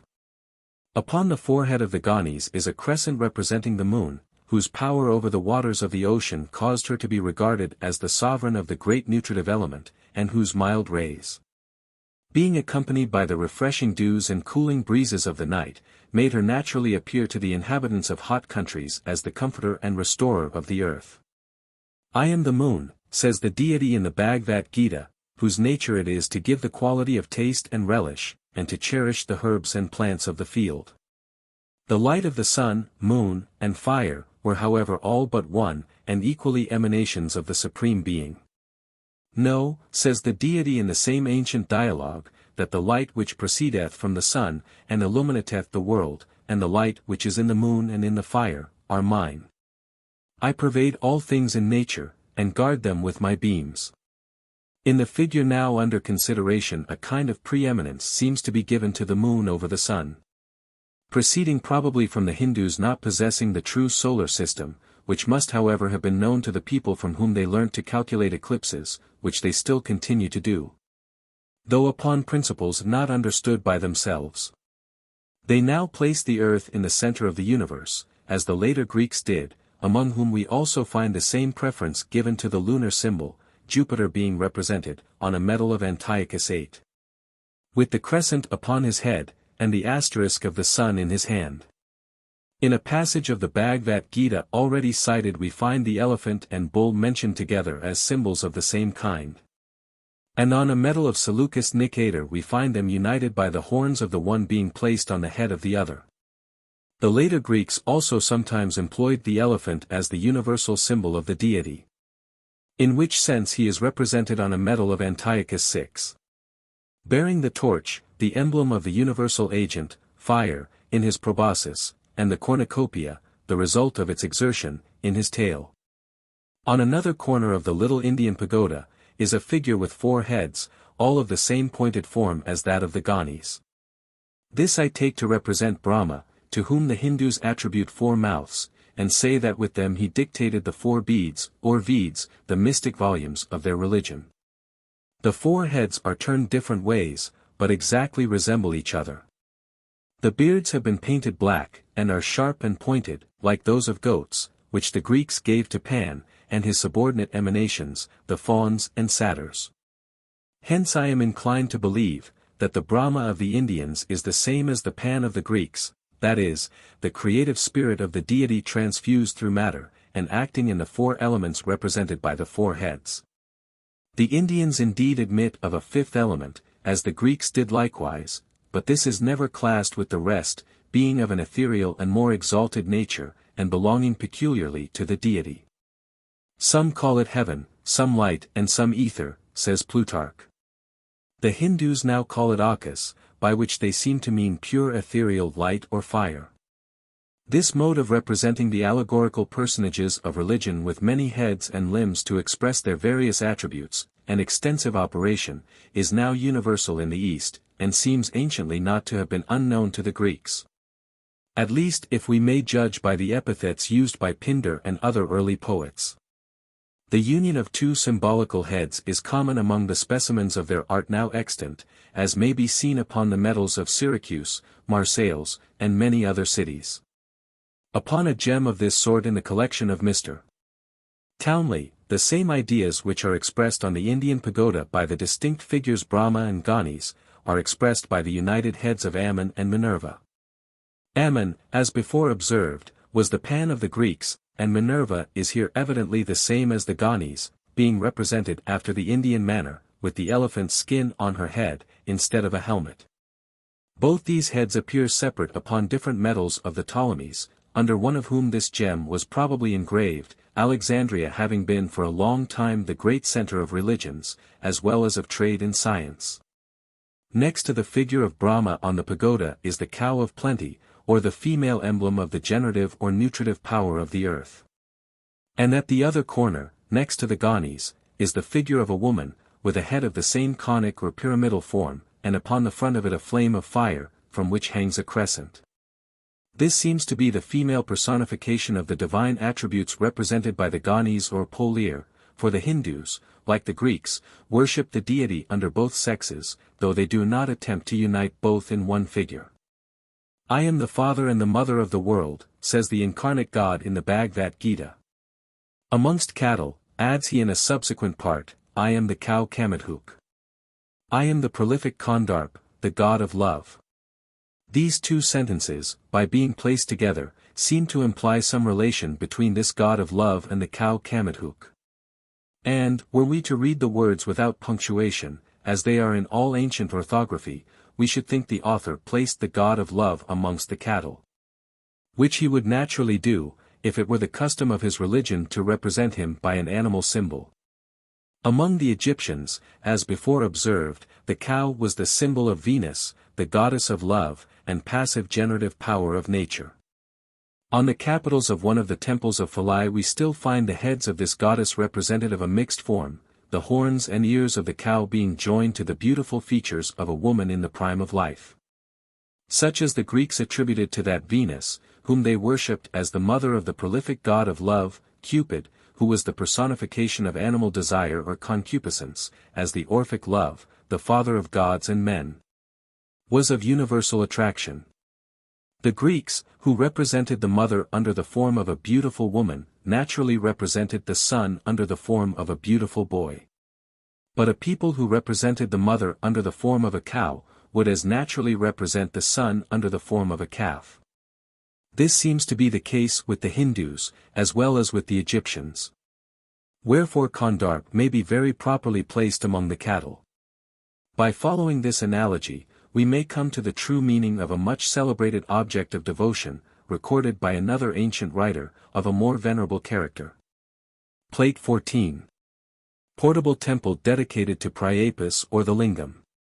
When the Israelites grew clamorous on account of the absence of Moses, and called upon Aaron to make them a god to go before them, he set up a golden calf, to which the people sacrificed and feasted, and then rose up, as the translator says, to play. But in the original the term is more specific, and means, in its plain direct sense, that particular sort of play which requires the concurrence of both sexes, and which was therefore a very proper conclusion of a sacrifice to Cupid, though highly displeasing to the god who had brought them out of Egypt. The Egyptian mythologists, who appeared to have invented this secondary deity of love, were probably the inventors likewise of a secondary Priapus, who was the personification of that particular generative faculty, which springs from animal desire. As the primary Priapus was of the great generative principle of the universe. Hence, in the allegories of the poets, this deity is said to be a son of Bacchus and Venus, that is, the result of the active and passive generative powers of nature.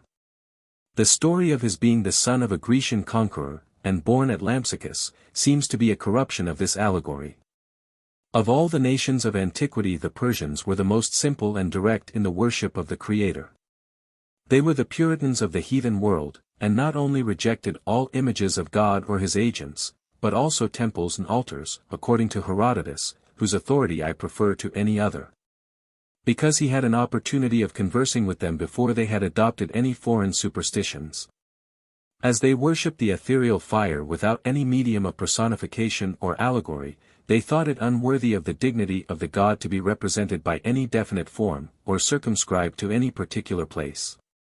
The universe was his temple, and the all-pervading element of fire his only symbol.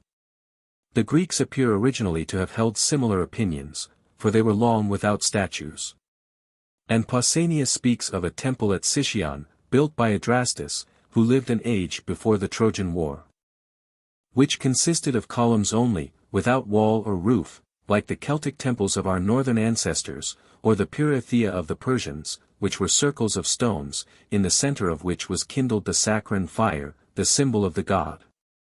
Homer frequently speaks of places of worship consisting of an area and altar only, tau epsilon mu epsilon nu omicron epsilon beta omega mu omicron tau epsilon, which were probably enclosures like these of the Persians, with an altar in the center. The temples dedicated to the creator Bacchus, which the Greek architects called hypothrau, seem to have been anciently of the same kind. Whence probably came the title pi epsilon rho iota kappa iota omicron nu, surrounded with columns, attributed to that god in the Orphic litanies. The remains of one of these are still extant at Pozzuoli near Naples, which the inhabitants call the Temple of Serapis, but the ornaments of grapes, vases, and found among the ruins, prove it to have been of Bacchus.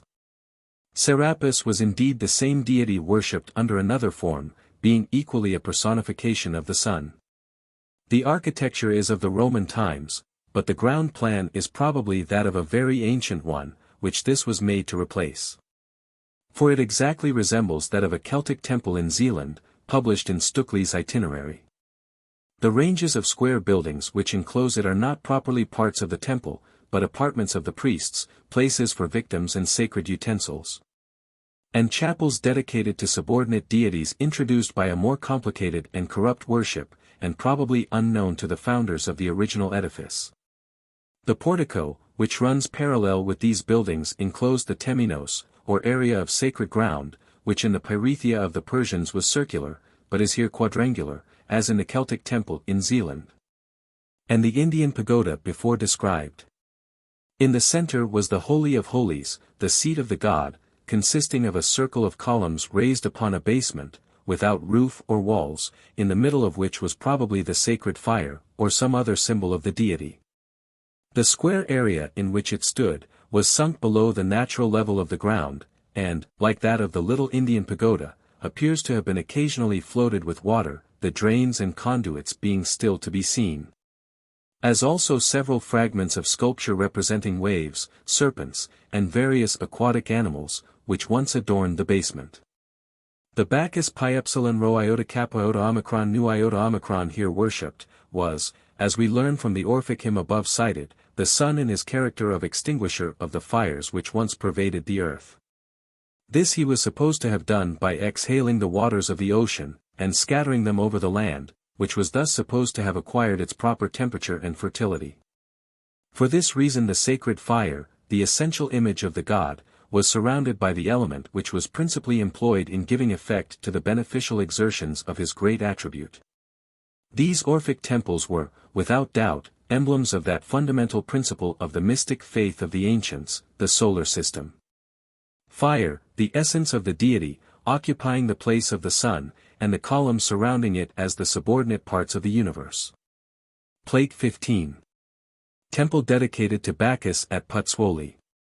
Remains of the worship of fire continued among the Greeks even to the last, as appears from the sacred fires kept in the interior apartment, or Holy of Holies, of almost all their temples. And places of worship, and, though the Ammonian Platonics, the last professors of the ancient religion, endeavored to conceive something beyond the reach of sense and perception, as the essence of their supreme God. Yet, when they wanted to illustrate and explain the modes of action of this metaphysical abstraction, who was more subtle than intelligence itself, they do it by images and comparisons of light and fire. Part 5.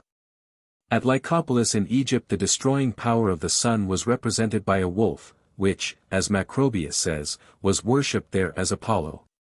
The wolf appears devouring grapes in the ornaments of the temple of Bacchus pi epsilon rho iota kappa iota omicron nu iota omicron at Puteoli. And on the medals of Cartha he is surrounded with rays, which plainly proves that he is there meant as a symbol of the sun. He is also represented on most of the coins of Argos, where I have already shown that the diurnal sun Apollo, the light-extending god, was peculiarly worshipped. We may therefore conclude, that this animal is meant for one of the mystic symbols of the primitive worship and not, as some antiquarians have supposed, to commemorate the mythological tales of Danaus or Lycaon, which were probably invented. Like many others of the same kind, to satisfy the inquisitive ignorance of the vulgar, from whom the meaning of the mystic symbols, the usual devices on the medals, was strictly concealed. In the Celtic mythology, the same symbol was employed, apparently in the same sense, Locke, the great destroying power of the universe, being represented under the form of a wolf. The Apollo Didymeus, or double Apollo, was probably the two personifications, that of the destroying, and that of the creating power, united, whence we may perceive the reason why the ornaments before described should be upon his temple. On the medals of Antigonus, king of Asia, is a figure with his hair hanging in artificial ringlets over his shoulders, like that of a woman, and the whole composition, both of his limbs and countenance, remarkable for extreme delicacy and feminine elegance. He is sitting on the prow of a ship, as god of the waters, and we should, without hesitation, pronounce him to be the Bacchus delta iota phi upsilon eta, were it not for the bow that he carries in his hand, which evidently shows him to be Apollo. This I take to be the figure under which the refinement of art, and more was never shown than in this medal, represented the Apollo Didymeus, or union of the creative and destructive powers of both sexes in one body. As fire was the primary essence of the active or male powers of creation and generation, so was water of the passive or female. Appian says, that the goddess worshipped at Hierapolis in Syria was called by some Venus, by others Juno, and by others held to be the cause which produced the beginning and seeds of things from humidity. Plutarch describes her nearly in the same words, and the author of the treatise attributed to Lucian says, she was nature, the parent of things, or the creatress. She was therefore the same as Isis, who was the prolific material upon which both the creative and destructive attributes operated. As water was her terrestrial essence, so was the moon her celestial image, whose attractive power, heaving the waters of the ocean, naturally led men to associate them. The moon was also supposed to return the dews which the sun exhaled from the earth, and hence her warmth was reckoned to be moistening, as that of the sun was drying. The Egyptians called her the mother of the world, because she sowed and scattered into the air the prolific principles with which she had been impregnated by the sun. These principles, as well as the light by which she was illumined, being supposed to emanate from the great fountain of all life and motion, partook of the nature of the being from which they were derived. Hence the Egyptians attributed to the moon, as well as to the sun, the active and passive powers of generation, which were both, to use the language of the scholastics, essentially the same, though formally different.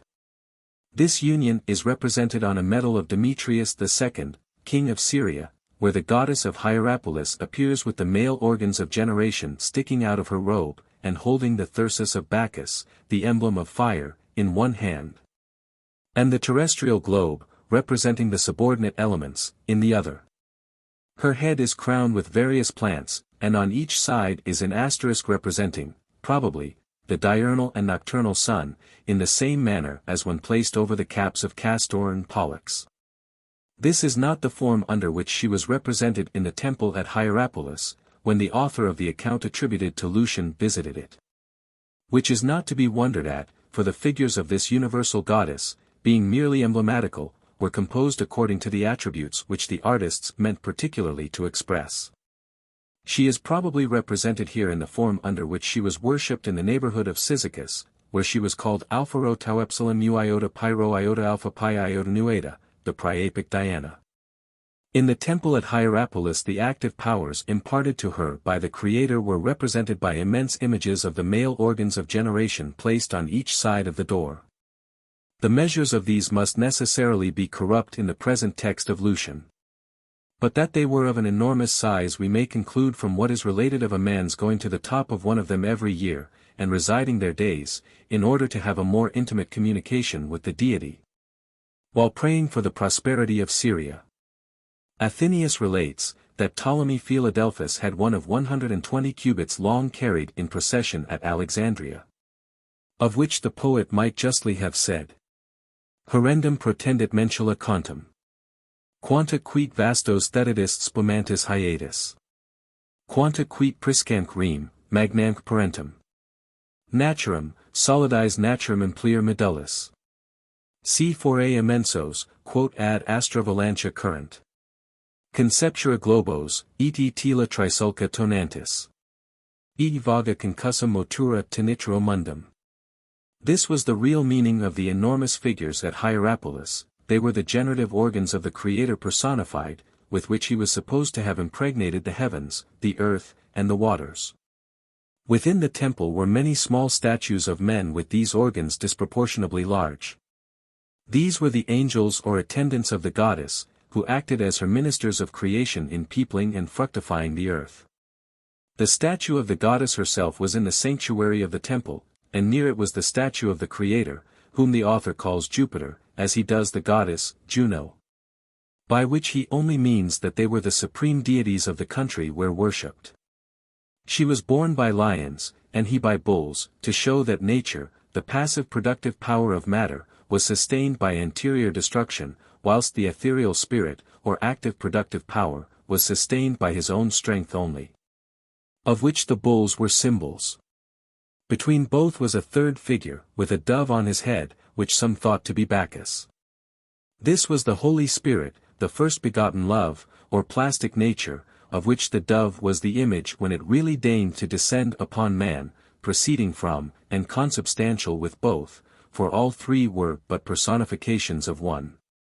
The dove, or some fowl like it, appears on the medals of Gortina in Crete, acting the same part with Dictina, the Cretan Diana, as the swan is usually represented acting with Leda. This composition has nearly the same signification as that before described of the bull in the lap of Ceres, Diana being equally a personification of the productive power of the earth. It may seem extraordinary, that after this adventure with the dove, she should still remain a virgin, but mysteries of this kind are to be found in all religions. Juno is said to have renewed her virginity every year by bathing in a certain fountain, a miracle which I believe even modern legends cannot parallel. In the vision of Ezekiel, God is described as descending upon the combined forms of the eagle, the bull, and the lion, the emblems of the ethereal spirit, the creative and destructive powers, which were all united in the true God, though hypostatically divided in the Syrian Trinity. Man was compounded with them, as representing the real image of God, according to the Jewish theology. The cherubim on the Ark of the Covenant, between which God dwelt, were also compounded of the same form, so that the idea of them must have been present to the prophet's mind, previous to the apparition which furnished him with the description. Even those on the Ark of the Covenant, though made at the express command of God, do not appear to have been original. For a figure exactly answering to the description of them appears among those curious ruins existing at Chilmanar, in Persia, which have been supposed to be those of the palace of Persepolis, burnt by Alexander. But for what reason, it is not easy to conjecture. They do not, certainly, answer to any ancient description extant of that celebrated palace, but, as far as we can judge of them in their present state, appear evidently to have been a temple. But the Persians, as before observed, had no enclosed temples or statues, which they held in such abhorrence, that they tried every means possible to destroy those of the Egyptians. Thinking it unworthy of the majesty of the deity to have his all-pervading presence limited to the boundary of an edifice, or likened to an image of stone or metal. Yet, among the ruins at Chilmanar, we not only find many statues, which are evidently of ideal beings, but also that remarkable emblem of the deity, which distinguishes almost all the Egyptian temples now extant. Plate 21. Bacchus and medals of Camarina and Syracuse. The portals are also of the same form as those at Thebes and Philai, and, except the hieroglyphics which distinguish the latter, are finished and ornamented nearly in the same manner. Unless, therefore, we suppose the Persians to have been so inconsistent as to erect temples in direct contradiction to the first principles of their own religion, and decorate them with symbols and images, which they held to be impious and abominable, we cannot suppose them to be the authors of these buildings. Neither can we suppose the Parthians, or later Persians, to have been the builders of them. For both the style of workmanship in the figures, and the forms of the letters in the inscriptions, denote a much higher antiquity. As will appear evidently to anyone who will take the trouble of comparing the drawings published by Le Bruyne and Niebuhr with the coins of the Arsacidae and Sassanidae. Almost all the symbolical figures are to be found repeated upon different Phoenician coins. But the letters of the Phoenicians, which are said to have come to them from the Assyrians, are much less simple, and evidently belong to an alphabet much further advanced in improvement. Some of the figures are also observable upon the Greek coins, particularly the bull and lion fighting, and the mystic flower, which is the constant device of the Rhodians. The style of workmanship is also exactly the same as that of the very ancient Greek coins of Acanthus, Celendaris, and Lesbos, the lines being very strongly marked, and the hair expressed by round knobs. The wings likewise of the figure, which resembles the Jewish cherubim, are the same as those upon several Greek sculptures now extant, such as the little images of Priapus attached to the ancient bracelets, the compound figures of the goat and lion upon the frieze of the temple of Apollo Didymius, and Plate 22. Statue of a bull in the pagoda of Tanjore. They are likewise joined to the human figure on the medals of Melita and Camarina, as well as upon many ancient sculptures in relief found in Persia. The feathers in these wings are turned upwards like those of an ostrich, to which however they have no resemblance in form, but seem rather like those of a fowl brooding, though more distorted than any I ever observed in nature. Whether this distortion was meant to express lust or incubation, I cannot determine, but the compositions, to which the wings are added, leave little doubt, that it was meant for the one or the other. I am inclined to believe that it was for the latter, as we find on the medals of Melita a figure with 4 of these wings, who seems by his attitude to be brooding over something.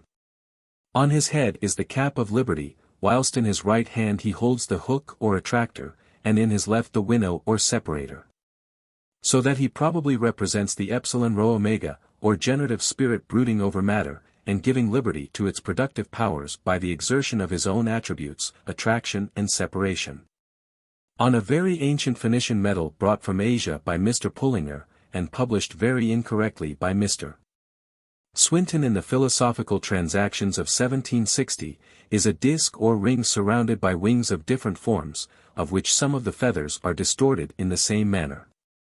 The same disc, surrounded by the same kind of wings, encloses the asterisk of the sun over the bull Apis, or Nevis, on the Isiac table, where it also appears with many of the other Egyptian symbols, particularly over the heads of Isis and Osiris. It is also placed over the entrances of most of the Egyptian temples described by Pocock and Norton, as well as on that represented on the Isiac table, though with several variations, and without the asterisk. We find it equally without the asterisk, but with little or no variation, on the ruins at Chilmanar and other supposed Persian antiquities in that neighborhood, but upon some of the Greek medals the asterisk alone is placed over the bull with the human face, who is then the same as the Apis or Nevis of the Egyptians. That is, the image of the generative power of the sun, which is signified by the asterisk on the Greek medals, and by the neph, or winged disc, on the Oriental monuments. The Greeks however sometimes employed this latter symbol, but contrived, according to their usual practice, to join it to the human figure, as may be seen on a medal of Camarina, published by Prince Toramuzzi. On other medals of this city the same idea is expressed, without the disc or asterisk, by a winged figure, which appears hovering over a swan, the emblem of the waters, to show the generative power of the sun fructifying that element, or adding the active to the passive powers of production. On the medals of Naples, a winged figure of the same kind is represented crowning the Taurine Bacchus with a wreath of laurel. This antiquarians have called a victory crowning the Minotaur. But the fabulous monster called the Minotaur was never said to have been victorious, even by the poets who invented it. And whenever the sculptors and painters represented it, they joined the head of a bull to a human body, as may be seen in the celebrated picture of Theseus, published among the antiquities of Herculaneum, and on the medals of Athens. Struck about the time of Severus, when the style of art was totally changed, and the mystic theology extinct. The winged figure, which has been called a victory, appears mounting in the chariot of the sun, on the medals of Queen Philistus, and, on some of those of Syracuse, flying before it in the place where the asterisk appears on others of the same city. I am therefore persuaded, that these are only different modes of representing one idea, and that the winged figure means the same, when placed over the Taurine Bacchus of the Greeks, as the winged disc over the Apis or Nevis of the Egyptians. The aegis, or snaky breastplate, and the Medusa's head, are also, as Dr. Stuckley justly observed, Greek modes of representing this winged disc joined with the serpents, as it frequently is, both in the Egyptian sculptures, and those of Chilmanar in Persia. The expressions of rage and violence, which usually characterize the countenance of Medusa, signify the destroying attribute joined with the generative, as both were equally under the direction of Minerva, or divine wisdom. I am inclined to believe, that the large rings, to which the little figures of Priapus are attached, had also the same meaning as the disc. For, if intended merely to suspend them by, they are of an extravagant magnitude, and would not answer their purpose so well as a common loop. On the Phoenician coin above mentioned, this symbol, the winged disc, is placed over a figure sitting, who holds in his hands an arrow, whilst a bow, ready bent, of the ancient Scythian form, lies by him. On his head is a large loose cap, tied under his chin, which I take to be the lion's skin, worn in the same manner as on the heads of Hercules, upon the medals of Alexander. But the work is so small, though executed with extreme nicety and precision, and perfectly preserved, that it is difficult to decide with certainty what it represents, in parts of such minuteness. The bow and arrows, we know, were the ancient arms of Hercules, and continued so, until the Greek poets thought proper to give him the club. He was particularly worshipped at Tyre, the metropolis of Phoenicia. And his head appears in the usual form, on many of the coins of that people.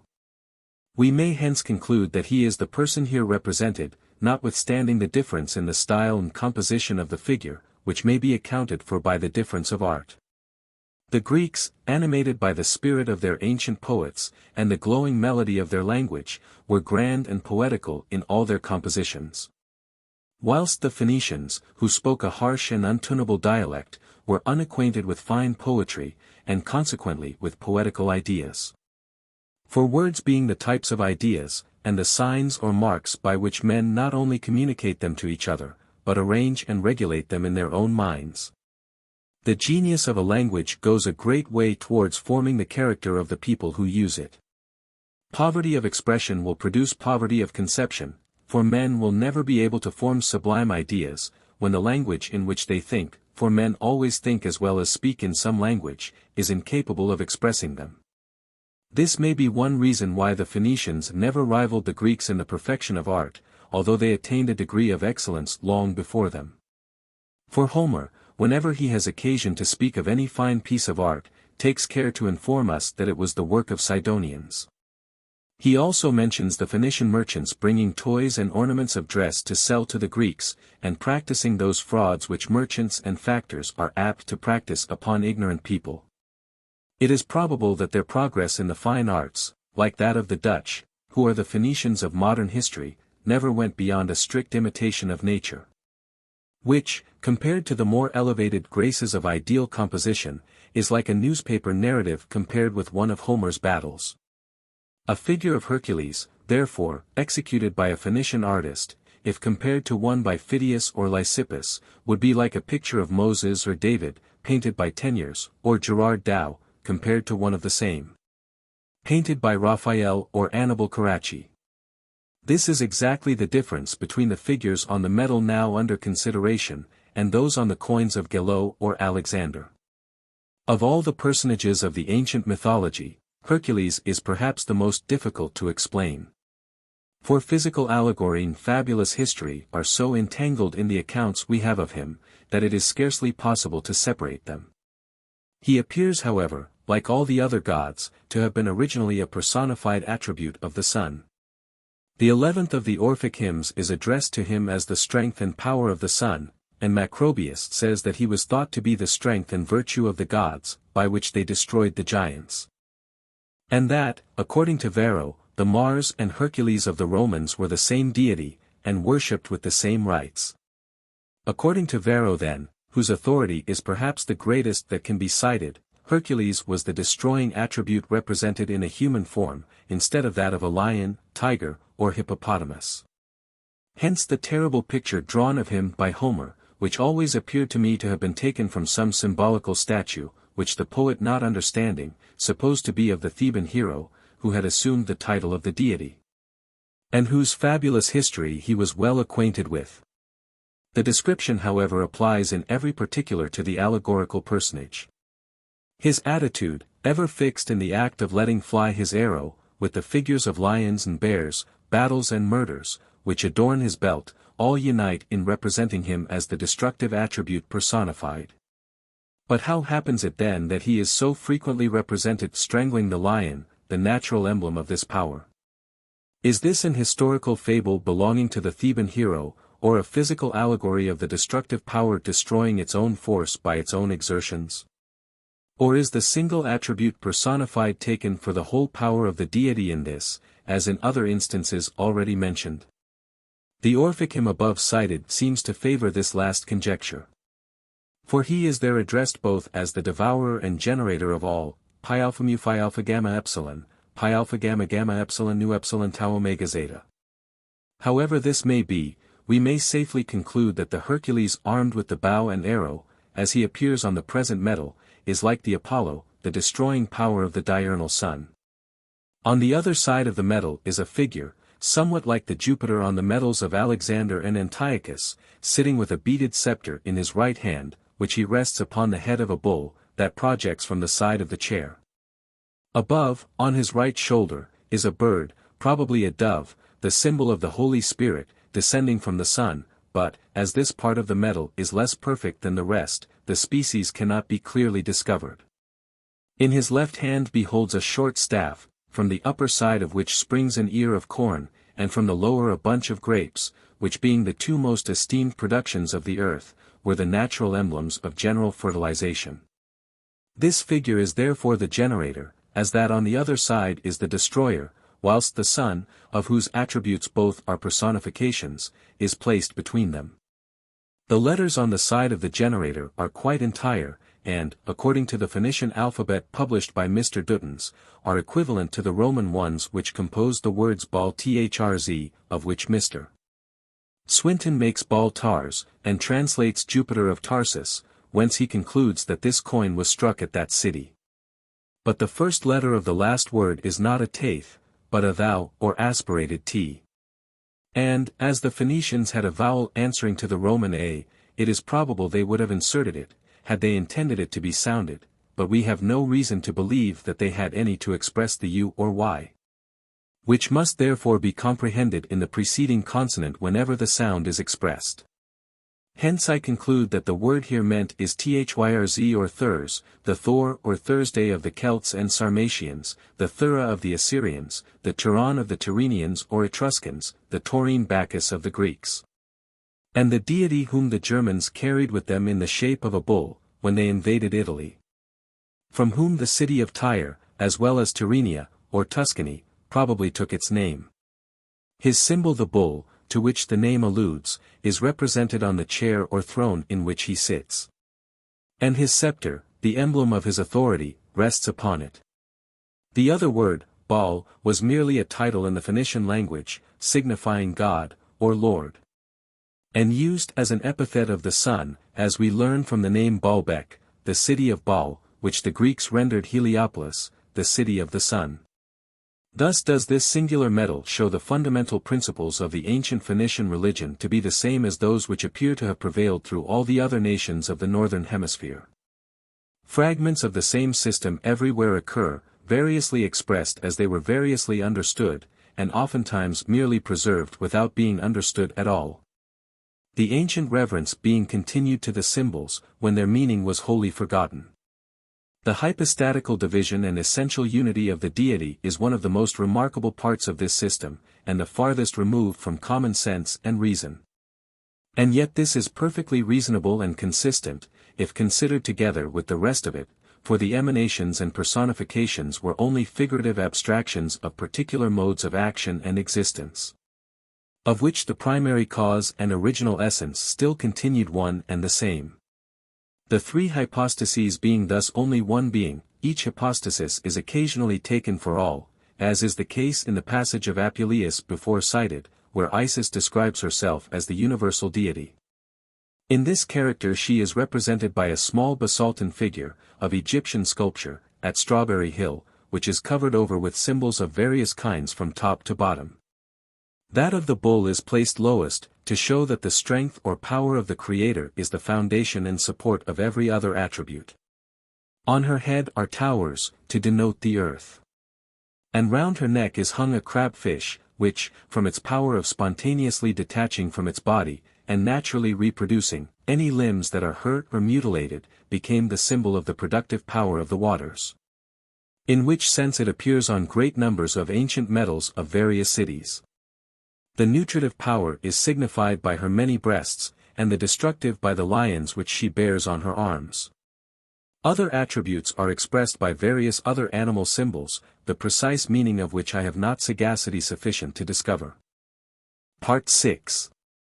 This universality of the goddess was more concisely represented in other figures of her, by the mystic instrument called a sistrum, which she carried in her hand.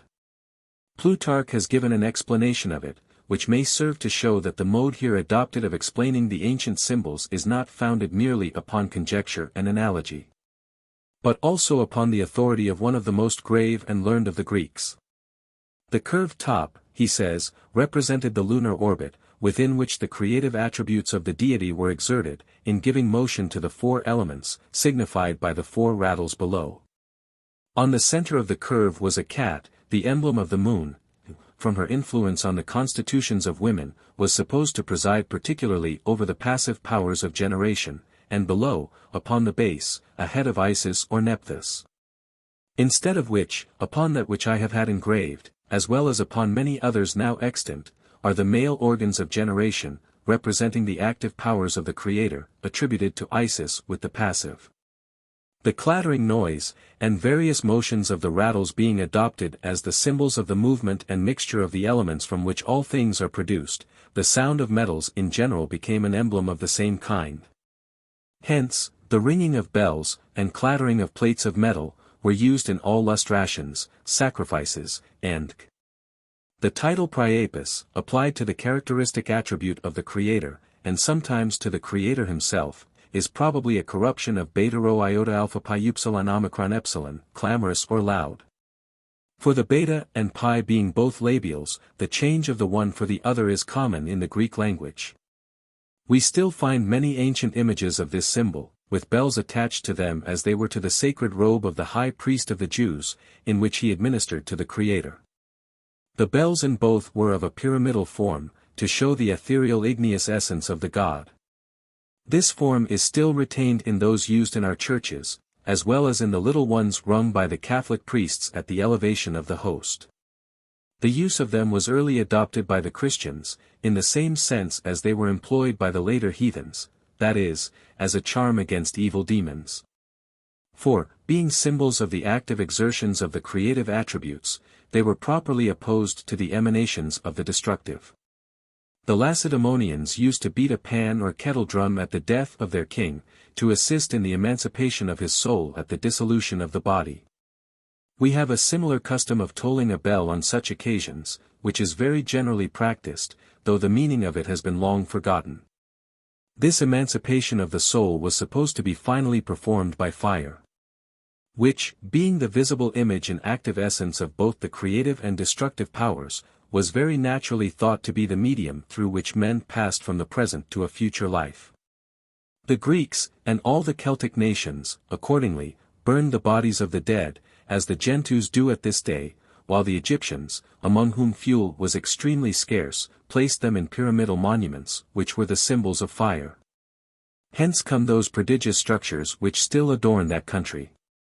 The soul which was to be emancipated was the divine emanation, the vital spark of heavenly flame, the principle of reason and perception, which was personified into the familiar demon, or genius, supposed to have the direction of each individual, and to dispose him to good or evil, wisdom or folly, and all their consequences of prosperity in adversity. Hence proceeded the doctrines, so uniformly inculcated by Homer and Pindar of all human actions depending immediately upon the gods, which were adopted, with scarcely any variations, by some of the Christian divines of the apostolic age. In the pastor of Hermas, and recognitions of Clemens, we find the angels of justice, penitence, and sorrow, instead of the genii, or demons, which the ancients supposed to direct men's minds and inspire them with those particular sentiments. St. Paul adopted the still more comfortable doctrine of grace, which served full as well to emancipate the consciences of the faithful from the shackles of practical morality. The familiar demons, or divine emanations, were supposed to reside in the blood, which was thought to contain the principles of vital heat, and was therefore forbidden by Moses. Homer, who seems to have collected little fragments of the ancient theology, and introduced them here and there, amidst the wild profusion of his poetical fables, represents the shades of the deceased as void of perception, until they had tasted of the blood of the victims offered by Ulysses, by which their faculties were renewed by a reunion with the divine emanation, from which they had been separated. The soul of Tiresias is said to be entire in hell, and to possess alone the power of perception, because with him this divine emanation still remained. The shade of Hercules is described among the other ghosts, though he himself, as the poet says, was then in heaven. That is, the active principle of thought and perception returned to its native heaven, whilst the passive, or merely sensitive, remained on earth, from whence it sprung. The final separation of these two did not take place till the body was consumed by fire, as appears from the ghost of Elpenor, whose body being still entire, he retained both, and knew Ulysses before he had tasted of the blood. It was from producing this separation, that the universal Bacchus, or double Apollo, the creator and destroyer, whose essence was fire, was also called lambda iota chi nu iota tau eta, the purifier, by a metaphor taken from the winnow, which purified the corn from the dust and chaff, as fire purified the soul from its terrestrial pollutions. Hence this instrument is called by Virgil the mystic winnow of Bacchus. The Ammonian Platonics and Gnostic Christians thought that this separation, or purification, might be effected in a degree even before death. It was for this purpose that they practiced such rigid temperance, and gave themselves up to such intense study. For, by subduing and extenuating the terrestrial principle, they hoped to give liberty and vigor to the celestial, so that it might be enabled to ascend directly to the intellectual world, pure and unencumbered. The clergy afterwards introduced purgatory, instead of abstract meditation and study, which was the ancient mode of separation by fire, removed into an unknown country, where it was saleable to all such of the inhabitants of this world as had sufficient wealth and credulity. It was the celestial or ethereal principle of the human mind, which the ancient artists represented under the symbol of the butterfly, which may be considered as one of the most elegant allegories of their elegant religion. This insect, when hatched from the egg, appears in the shape of a grub, crawling upon the earth, and feeding upon the leaves of plants. In this state, it was aptly made the emblem of man, in his earthly form, in which the ethereal vigor and activity of the celestial soul, the divine particula mentis, was supposed to be clogged and encumbered with the material body. When the grub was changed to a chrysalis, its stillness, torpor, and insensibility seemed to present a natural image of death, or the intermediate state between the cessation of the vital functions of the body and the final releasement of the soul by the fire, in which the body was consumed. The butterfly breaking from the torpid chrysalis, and mounting in the air, was no less natural an image of the celestial soul bursting from the restraints of matter, and mixing again with its native ether. The Greek artists, always studious of elegance, changed this, as well as other animal symbols, into a human form, retaining the wings as the characteristic members, by which the meaning might be known. The human body, which they added to them, is that of a beautiful girl, sometimes in the age of infancy, and sometimes of approaching maturity. So beautiful an allegory as this would naturally be a favorite subject of art among a people whose taste had attained the utmost pitch of refinement. We accordingly find that it has been more frequently and more variously repeated than any other which the system of emanations, so favorable to art, could afford. Although all men were supposed to partake of the divine emanation in a degree, it was not supposed that they all partook of it in an equal degree. Those who showed superior abilities, and distinguished themselves by their splendid actions, were supposed to have a larger share of the divine essence, and were therefore adored as gods, and honored with divine titles, expressive of that particular attribute of the deity with which they seemed to be most favored. New personages were thus enrolled among the allegorical deities, and the personified attributes of the sun were confounded with a Cretan and Thessalian king, an Asiatic conqueror, and a Theban robber. Hence Pindar, who appears to have been a very orthodox heathen, says, that the race of men and gods is one, that both breathe from one mother, and only differ in power. This confusion of epithets and titles contributed, as much as anything, to raise that vast and extravagant fabric of poetical mythology, which, in a manner, overwhelmed the ancient theology, which was too pure and philosophical to continue long a popular religion. The grand and exalted system of a general first cause, universally expanded, did not suit the gross conceptions of the multitude, who had no other way of conceiving the idea of an omnipotent God, but by forming an exaggerated image of their own despot, and supposing his power to consist in an unlimited gratification of his passions and appetites. Hence the universal Jupiter, the awful and venerable, the general principle of life and motion, was transformed into the god who thundered from Mount Ida, and was lulled to sleep in the embraces of his wife. And hence the god whose spirit moved upon the face of the waters, and impregnated them with the powers of generation, became a great king above all gods, who led forth his people to smite the ungodly, and rooted out their enemies from before them. Another great means of corrupting the ancient theology, and establishing the poetical mythology, was the practice of the artists in representing the various attributes of the Creator under human forms of various character and expression. These figures, being distinguished by the titles of the deity which they were meant to represent, became in time to be considered as distinct personages, and worshipped as separate subordinate deities. Hence the many-shaped god, the pi omicron lambda upsilon nu omicron rho phi omicron and mu upsilon rho iota omicron mu omicron rho phi omicron of the ancient theologists, became divided into many gods and goddesses. Often described by the poets as at variance with each other and wrangling about the little intrigues and passions of men. Hence too, as the symbols were multiplied, particular ones lost their dignity. And that venerable one which is the subject of this discourse, became degraded from the representative of the god of nature to a subordinate rural deity, a supposed son of the Asiatic conqueror Bacchus, standing among the nymphs by a fountain, and expressing the fertility of a garden, instead of the general creative power of the great active principle of the universe. His degradation did not stop even here, for we find him, in times still more profane and corrupt, made a subject of raillery and insult, as answering no better purpose than holding up his rubicund snout to frighten the birds and thieves. His talents were also perverted from their natural ends, and employed in base and abortive efforts in conformity to the taste of the times, for men naturally attribute their own passions and inclinations to the objects of their adoration. And as God made man in his own image, so man returns the favor, and makes God in his. Hence we find the highest attribute of the all-pervading spirit and first-begotten love foully prostituted to promiscuous vice, and calling out, Haec cunam, caput hic, praebit il nates. He continued however still to have his temple, priestess and sacred geese, and offerings of the most exquisite kind were made to him. Chrysabic tibi excussus pulcherrima iambis. Hoc anno primum experta puella virum. Sometimes, however, they were not so scrupulous in the selection of their victims, but suffered frugality to restrain their devotion. Cum sacrum fieret Deo Selassie. Conducta est pretio puella parvo.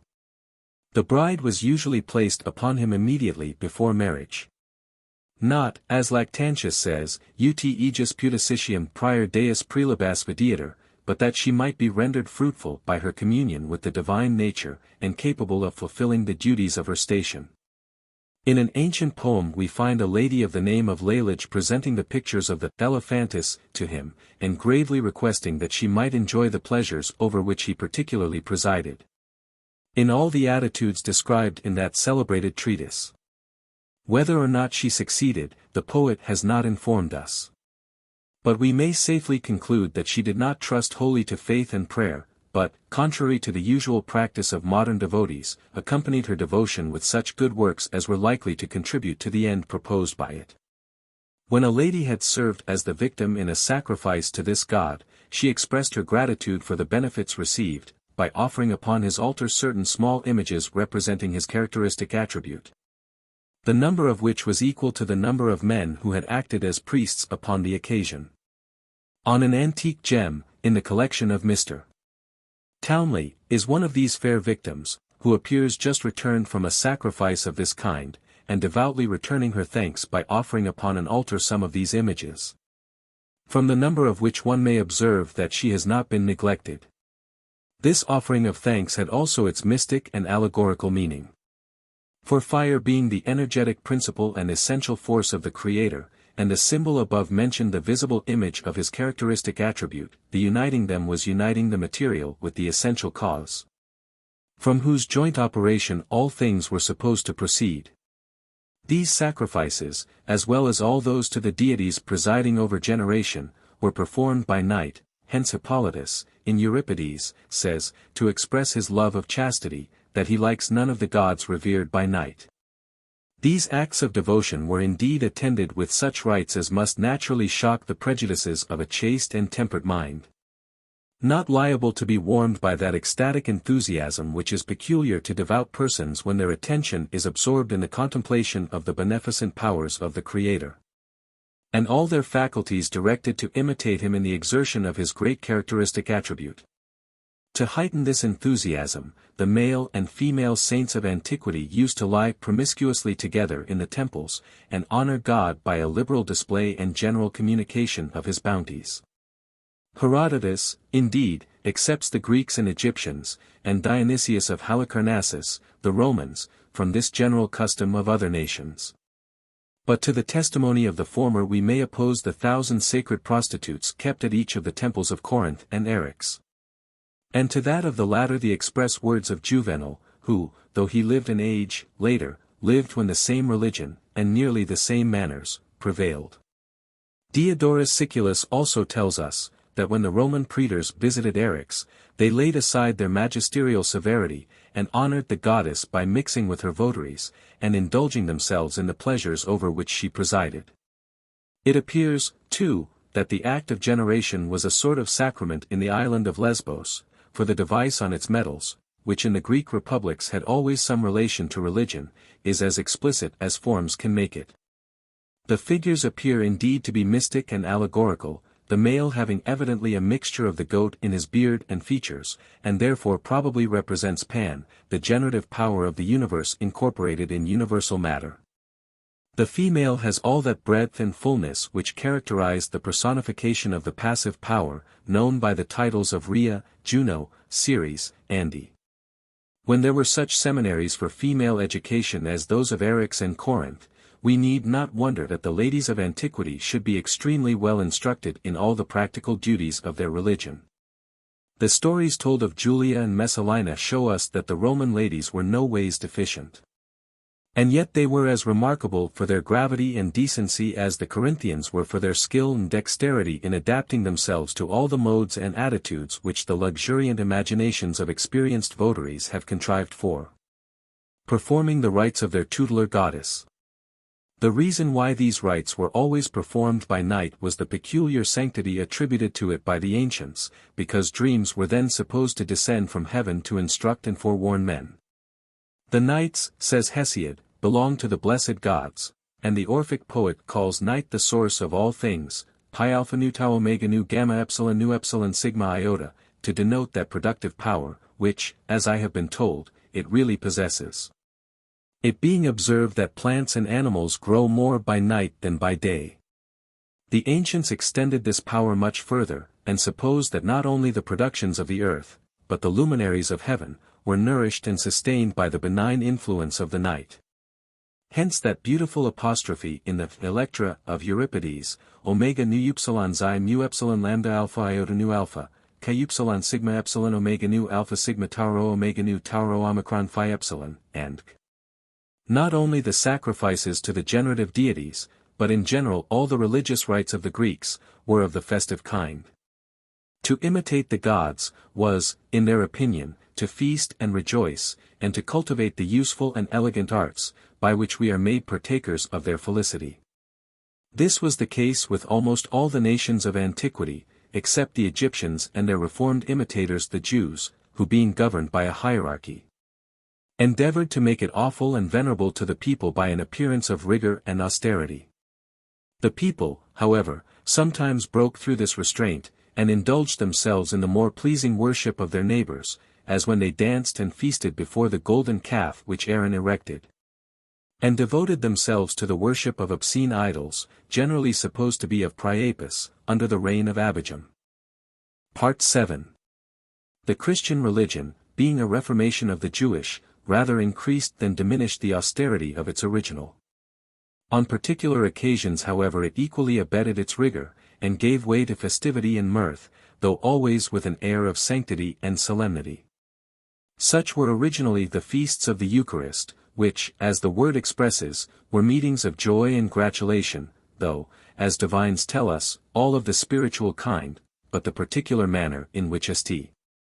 Augustine commands the ladies who attended them to wear clean linen, seems to infer, that personal as well as spiritual matters were thought worthy of attention. To those who administer the sacrament in the modern way, it may appear of little consequence whether the women received it in clean linen or not, but to the good bishop, who was to administer the holy kiss, it certainly was of some importance. The holy kiss was not only applied as a part of the ceremonial of the Eucharist, but also of prayer, at the conclusion of which they welcomed each other with this natural sign of love and benevolence. It was upon these occasions that they worked themselves up to those fits of rapture and enthusiasm, which made them eagerly rush upon destruction in the fury of their zeal to obtain the crown of martyrdom. Enthusiasm on one subject naturally produces enthusiasm on another. For the human passions, like the strings of an instrument, vibrate to the motions of each other, hence paroxysms of love and devotion have oftentimes so exactly accorded, as not to have been distinguished by the very persons whom they agitated. This was too often the case in these meetings of the primitive Christians. The feasts of gratulation and love, the alpha gamma alpha pi alpha iota and nocturnal vigils, gave too flattering opportunities to the passions and appetites of men, to continue long, what we are told they were at first, pure exercises of devotion. The spiritual raptures and divine ecstasies encouraged on these occasions, were often ecstasies of a very different kind, concealed under the garb of devotion, whence the greatest irregularities ensued. And it became necessary for the reputation of the Church, that they should be suppressed, as they afterwards were by the decrees of several councils. Their suppression may be considered as the final subversion of that part of the ancient religion which I have here undertaken to examine. For so long as those nocturnal meetings were preserved, it certainly existed, though under other names, and in a more solemn dress. The small remain of it preserved at Isernia, of which an account has here been given, can scarcely be deemed an exception, for its meaning was unknown to those who celebrated it, and the obscurity of the place, added to the venerable names of S. Cosimo and Damiano, was all that prevented it from being suppressed long ago, as it has been lately, to the great dismay of the chaste matrons and pious monks of Isernia. Traces and memorials of it seem however to have been preserved, in many parts of Christendom, long after the actual celebration of its rites ceased. Hence the obscene figures observable upon many of our Gothic cathedrals, and particularly upon the ancient brass doors of St. Peter's at Rome, where there are some groups which rival the devices on the lesbian medals. It is curious, in looking back through the annals of superstition, so degrading to the pride of man, to trace the progress of the human mind in different ages, climates, and circumstances, uniformly acting upon the same principles, and to the same ends. The sketch here given of the corruptions of the religion of Greece, is an exact counterpart of the history of the corruptions of Christianity, which began in the pure theism of the eclectic Jews, and by the help of inspirations, emanations, and canonizations, expanded itself, by degrees, to the vast and unwieldy system which now fills the creed of what is commonly called the Catholic Church. In the ancient religion, however, the emanations assumed the appearance of moral virtues and physical attributes, instead of ministering spirits and guardian angels. And the canonizations or deifications were bestowed upon heroes, legislators, and monarchs, instead of priests, monks, and martyrs. There is also this further difference, that among the moderns philosophy has improved, as religion has been corrupted, whereas, among the ancients, religion and philosophy declined together. The true solar system was taught in the Orphic school, and adopted by the Pythagoreans, the next regularly established sect. The Stoics corrupted it a little, by placing the earth in the center of the universe, though they still allowed the sun its superior magnitude. At length arose the Epicureans, who confounded it entirely, maintaining that the sun was only a small globe of fire, a few inches in diameter, and the stars little transitory lights, whirled about in the atmosphere of the earth. Plate 23. Tiger at the breast of a nymph. How ill-soever adapted the ancient system of emanations was to procure eternal happiness, it was certainly extremely well calculated to produce temporal good.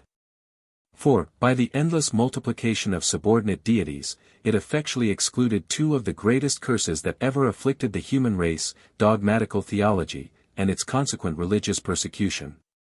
Far from supposing that the gods known in their own country were the only ones existing, the Greeks thought that innumerable emanations of the divine mind were diffused through every part of the universe, so that new objects of devotion presented themselves wherever they went. Every mountain, spring, and river, had its tutelary deity, besides the numbers of immortal spirits that were supposed to wander in the air, scattering dreams and visions, and superintending the affairs of men. Tau rho iota gamma alpha zeta mu upsilon rho iota omicron iota epsilon iota sigma iota nu epsilon pi iota chi theta omicron nu iota pi omicron upsilon lambda beta omicron tau epsilon iota rho eta. Alpha theta alpha nu alpha tau omicron iota zeta eta nu omicron, phi upsilon lambda alpha chi epsilon theta nu eta tau omega nu alpha nu theta rho omega pi omega nu.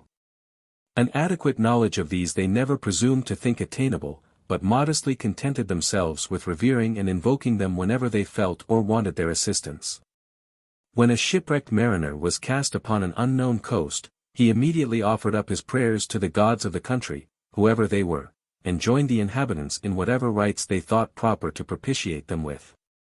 Impious or profane rites he never imagined could exist, concluding that all expressions of gratitude and submission must be pleasing to the gods.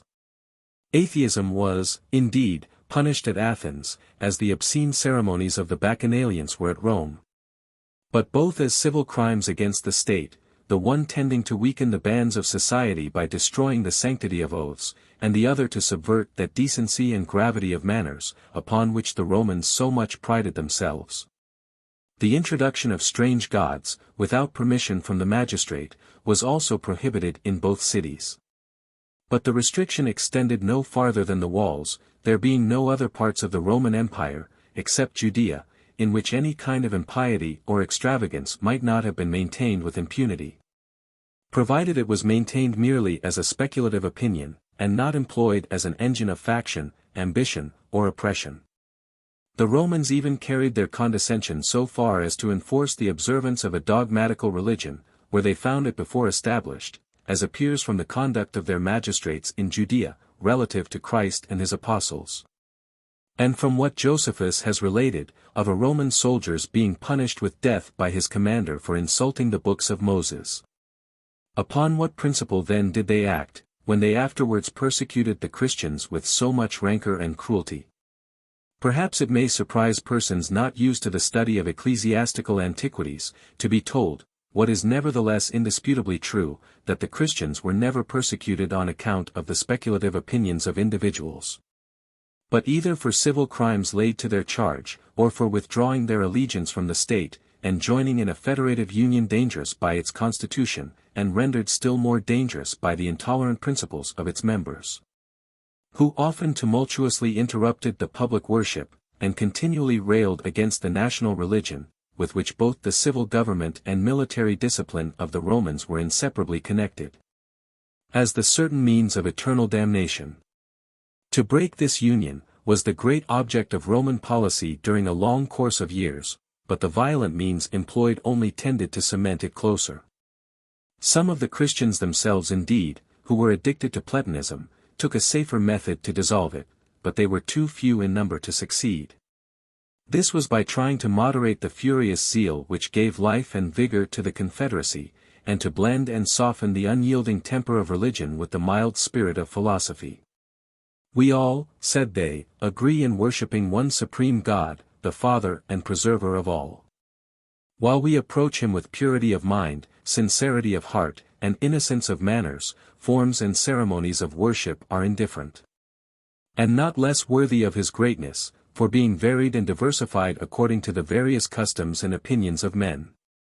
Had it been his will that all should have worshipped him in the same mode, he would have given to all the same inclinations and conceptions, but he has wisely ordered it otherwise.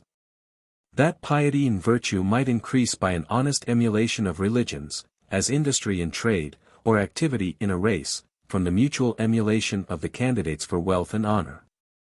This was too liberal and extensive a plan, to meet the approbation of a greedy and ambitious clergy, whose object was to establish a hierarchy for themselves, rather than to procure happiness for others.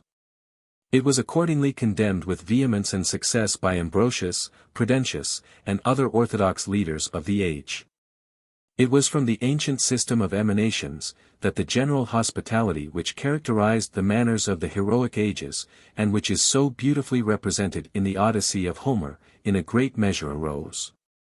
The poor, and the stranger who wandered in the street and begged at the door, were supposed to be animated by a portion of the same divine spirit which sustained the great and powerful.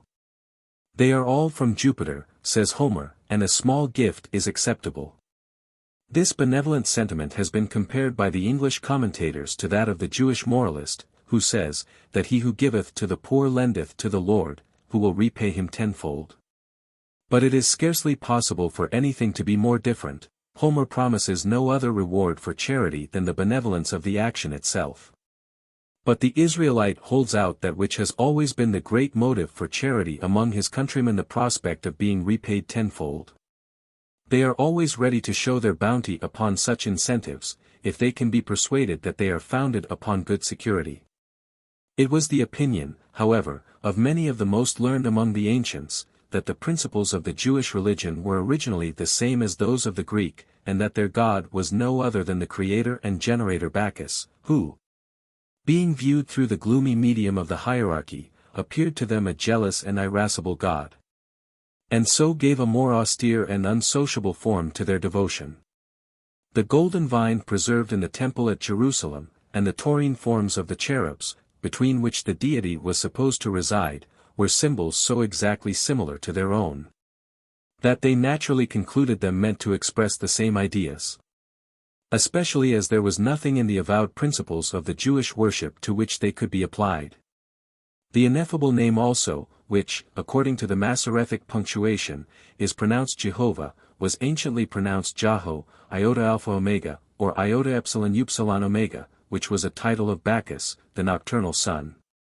As was also Sabazius, or Sabadius, which is the same word as Sabaoth, one of the scriptural titles of the true God, only adapted to the pronunciation of a more polished language. The Latin name for the supreme God belongs also to the same root. Iota upsilon pi alpha tau eta rho, Jupiter, signifying Father iota epsilon upsilon, though written after the ancient manner, without the diphthong, which was not in use for many ages after the Greek colonies settled in Latium, and introduced the Arcadian alphabet. We find St. Paul likewise acknowledging, that the Jupiter of the poet Aratus was the god whom he adored, and Clemens of Alexandria explains St. Peter's prohibition of worshipping after the manner of the Greeks, not to mean a prohibition of worshipping the same god, but merely of the corrupt mode in which he was then worshipped.